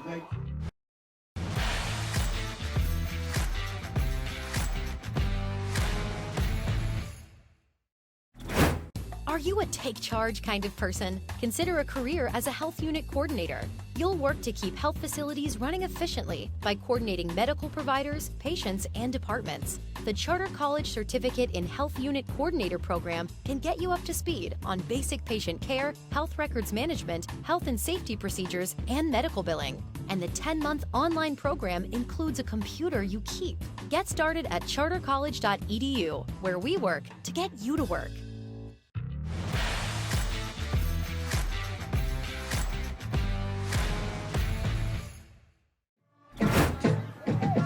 So the drive for Moses Lake is 4 minutes and 49 seconds. Goes 9 plays, 38 yards after the field goal attempt that was blocked and then returned by the Chiefs to the Eastmont 32-yard line. And it only took them 9 plays to go that 32 yards. And it makes it a 21-13 ball game. Here's the 15-yard mark-off against Eastmont. By the way, that's 8 penalties and 85 yards against the Wildcats. Boy, and they have hurt here in this one. Well, the man, Sergio Guzman, Eric, 27 carries, 102 yards in this game. Incredible. The 5-yard touchdown pass from Clark to Rafterum had everybody fooled on that one. I was going to say, Eastmont had backed up 15 yards off the ball. If you're Moses Lake, you try an onside kick there. Absolutely. But I think the Chiefs will probably just root this deep and maybe into the end zone. Here comes Ivan Bone, and he'll kick it through the end zone, and that will be a first down for Eastmont at the 20-yard line, trailing it by a score of 21-13 with 5 minutes and 11 seconds left here in the fourth quarter. So up until this point, Eric, Eastmont has managed 34 total yards this entire second half after 179 in the first half. Our broadcast brought to you in part by Rivercom 911. Hiring today. See what a career as a telecommunicator can do for you and what you can do for your community. Go to rivercom911.org and apply today. 2 receivers wide left here on first down and 10. Turn, handoff, and around the left side goes King. Colby King, good yardage across the 35 out near the 40-yard line. Well, they've been trying that many times tonight and have not had near the success of that one there, as they'll take it all the way out to the 40, gain of 20 yards. Nice run by King. I think he's a star in the making here for Eastmont. The combination of him and Peterson, really tough to stop. Yeah, Colby King came into the night with just 16 rushes on the season. How many does he have tonight? He has 51 here tonight. How many carries, though? And he's got 5 carries. Ivan Corona, and they got a face mask coming up as Ivan Corona nearly had his head ripped off. So this will be a 15-yard variety against Moses Lake. And the Chiefs have all the momentum in the world and just trying to make a play in the backfield there and just reached out and got a little bit too much, and I think that was Camden Stout. Personal foul, face mask against the Chiefs. 5 penalties and 53 yards now against Moses Lake.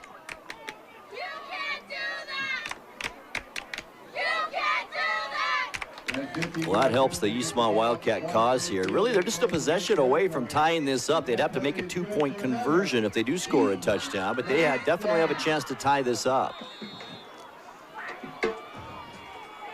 4:45 to go here in regulation. Luke Gale under center. Sends King in motion, handoff to Peterson. He bounces off of one man, trying to get around the left side. He will not get away from the second grasp of Marcus Duvall. Gain of just 2 yards to the 43. Boy, that was a saving tackle there. There was some green grass in front of Peterson on that left side. That's something about Peterson as well as Colby King. Colby King just 5'8". Gunnar Peterson just 5'9". They can just disappear behind those big fellas up front. Second down and 8 for Eastmont. Ball left hash mark. Motion man is Corona. They're going to hand it to him running around the right side. Corona cuts it back inside the 40 and spilled down at the 35-yard line. That should be enough for a first down for Eastmont. Finally on the tackle for the Chiefs was Jordan Nelson. Nice, tough 8-yard run by Corona. Stiff arm there at the end of that play. Allowed him just to get those extra couple yards to get that first down. Flag on the play. Maybe coming against Eastmont. Eastmont backing up right now. Again, our referee tonight is Dennis Brandstetter. He's talking it over with his crew. Looks like the flag came from Kirk Lyons here on the near side. Dead ball, personal foul against the offense. 15 yards after the carry. Wipes out that 8-yard gain by Corona. Well, it said dead ball, so that should be after the first down was gained. So they should get a new set of downs. So it will be 1st and 25, I think. They're talking about that very fact right now. So I think they're going to set the chains with the first 50, down. Right? No, they'll set the chains at the 35. And then they'll back the ball up to the 50. So it'll be 1st and 25 for Eastmont. Ouch.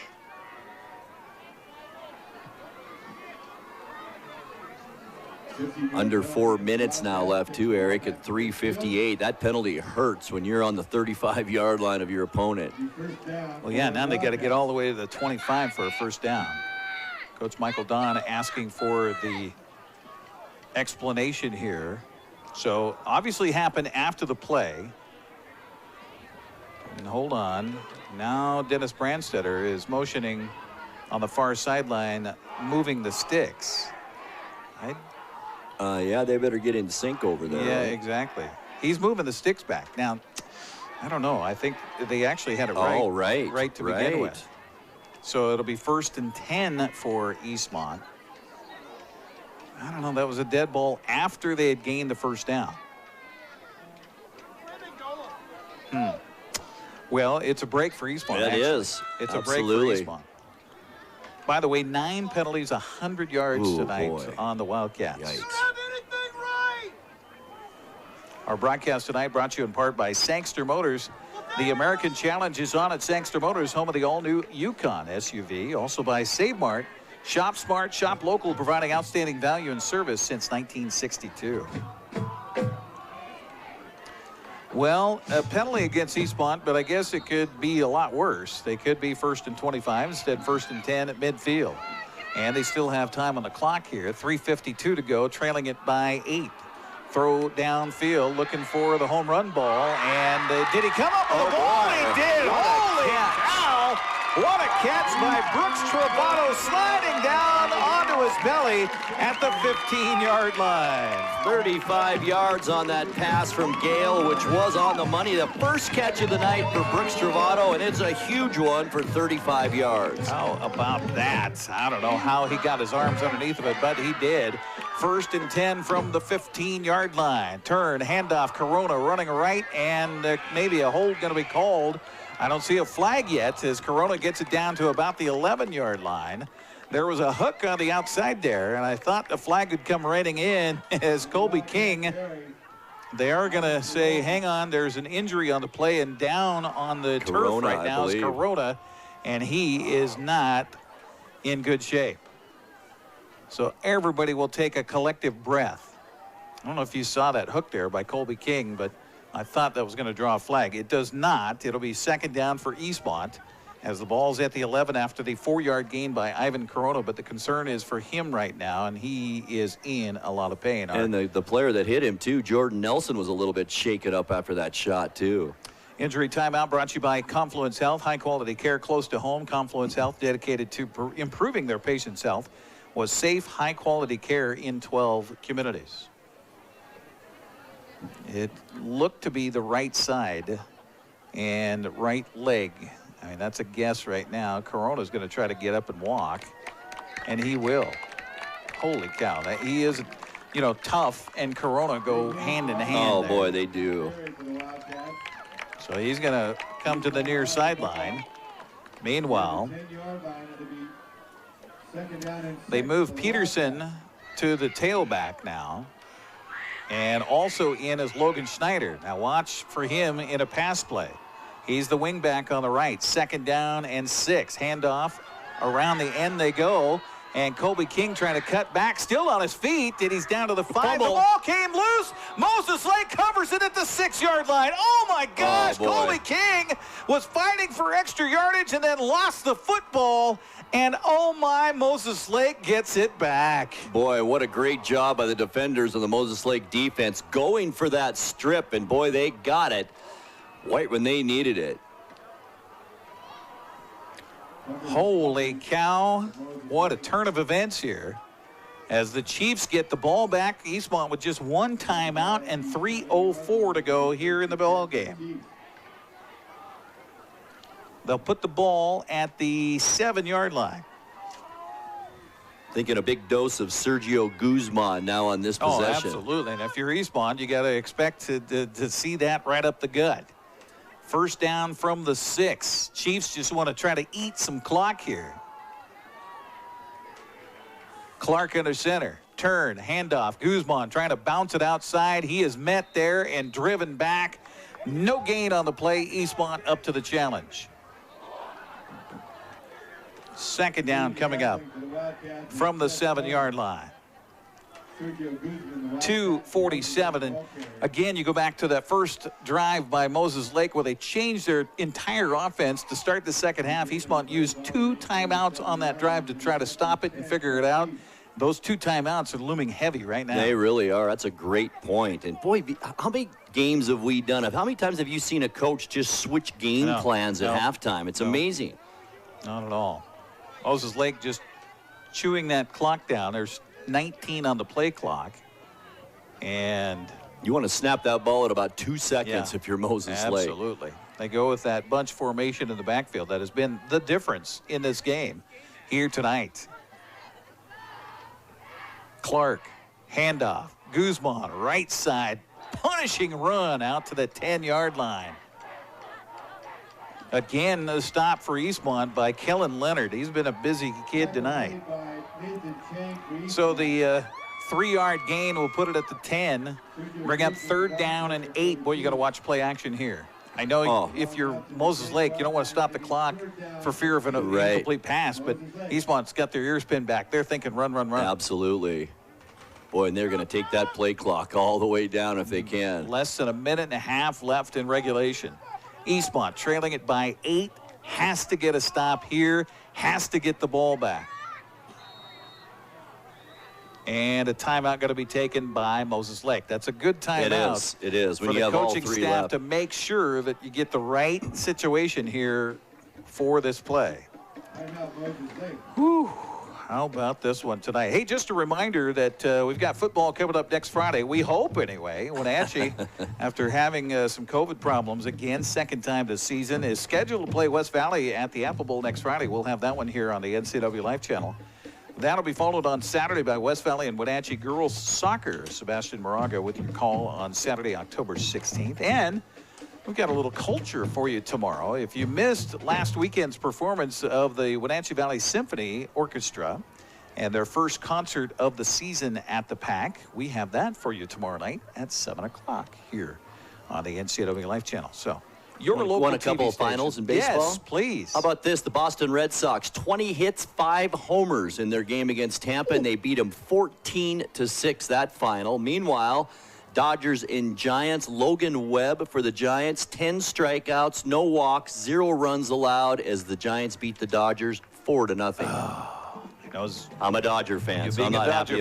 Now Eastmont and the Dodgers could get beat today. Oh, my goodness.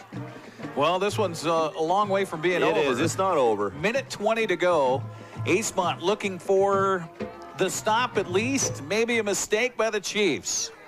Moses Lake has been rock solid here in the second half. Brock Clark under center. Turn.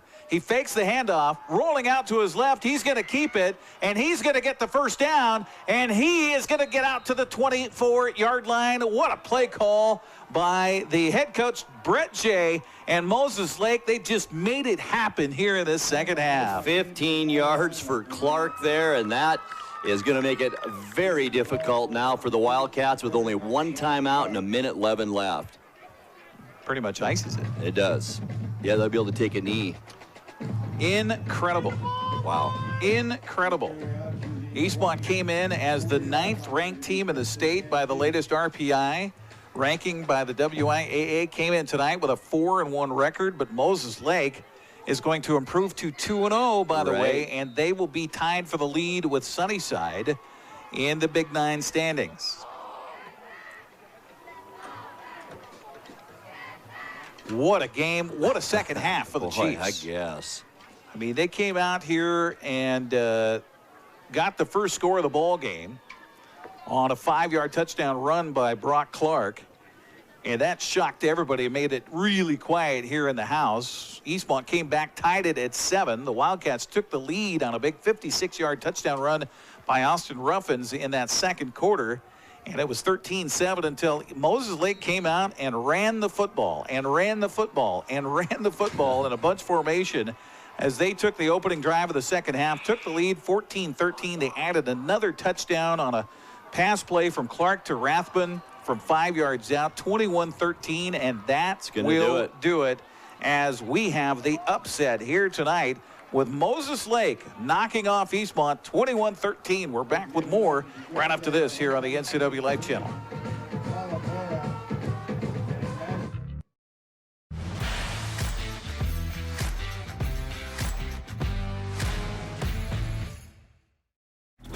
Come on, I'm a certified technician. I was trained to take good care of you.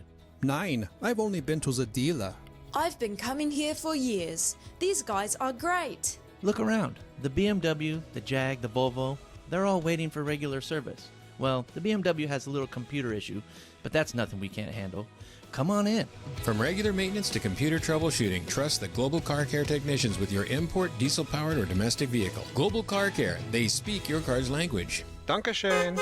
Our experience with NCWLIFE has been amazing. People think television and they think it's this huge production thing. It's really expensive. It's crazy how affordable it is. I couldn't believe it. It's not as expensive as we thought it was going to be. I would say I was really surprised to see that it was actually comparable to radio ads or print media. It was really affordable.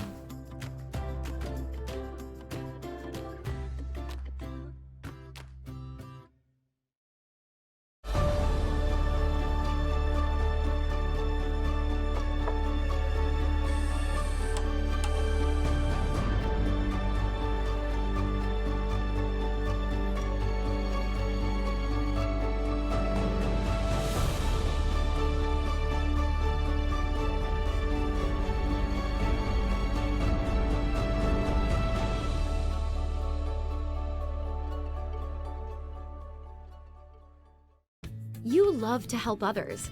You need a solid career. You can have it all with help from Charter College.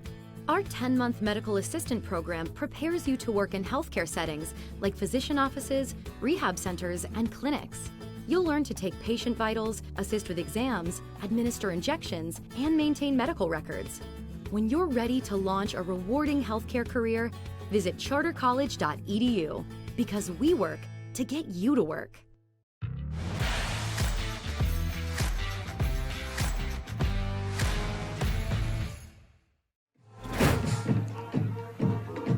Welcome back once again here to the Wildcat Stadium, where it is a tough pill to swallow if you're a Wildcat fan, as Eastmont falls to Moses Lake tonight by a score of 21-13, as Moses Lake outscores Eastmont 14-0 in the second half to erase a halftime deficit. They trailed 13-7, and that was the difference in the ballgame as Moses Lake changed their offense in the second half and put together 3 touchdown drives. Let's see, was it 3 touchdown drives in the second half?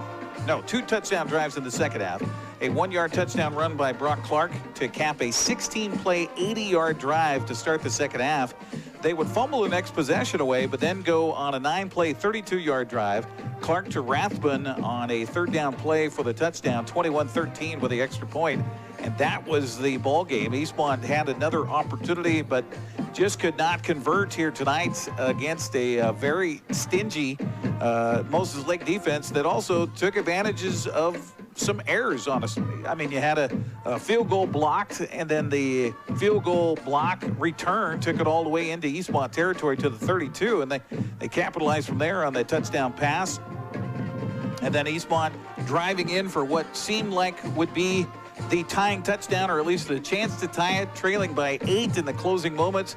But then a strip ball at the 11-yard line, or at the 6-yard line, and Moses Lake would come up with the football and come up with the game here tonight, Grant. But, you know, you got to give Coach Jay a bunch of credit for Moses Lake. Oh, yeah. What a game plan. Not so much to start the game. It was kind of lackluster in their normal spread offense. But, boy, as soon as they went to the run, it was a whole new ball game for the Chiefs.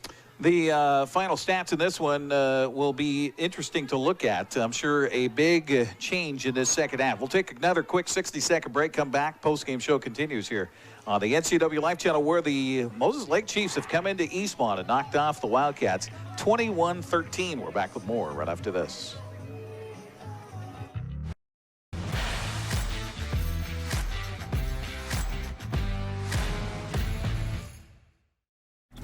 Let's face it, selling your good used vehicle can be a hassle, if nothing else. Consign your vehicle here at Global Elite Motors. When you do, you'll get the best possible price because of our proprietary selling system. We offer the ability to finance, add warranties, take trade-ins, and much, much more. Each consignment vehicle we represent is thoroughly inspected and marketed to attract qualified buyers. Let us help sell your quality vehicle. Buying a vehicle?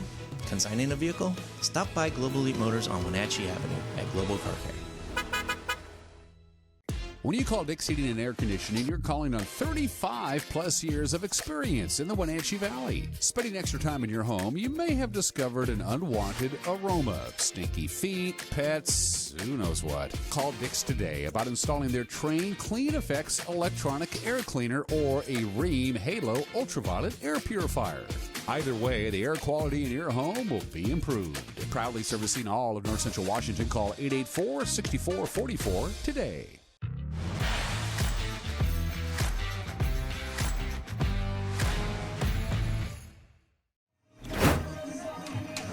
Well, there you see the Eastmont Wildcats, dejected bunch here tonight after falling at home to Moses Lake by a score of 21-13. Meanwhile, celebratory night for the Chiefs, who had probably about 50 fans come with them over here to Eastmont. And, boy, I'll just give the Chiefs credit.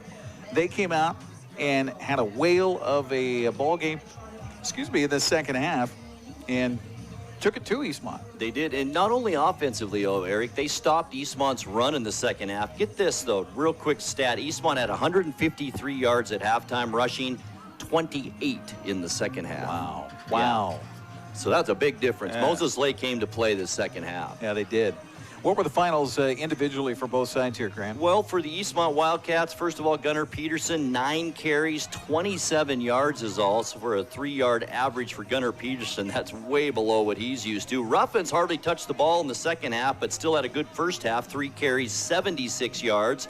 The workhorse on the ground, Ivan Corona, hurt late in this game, 13 carries for 75 yards.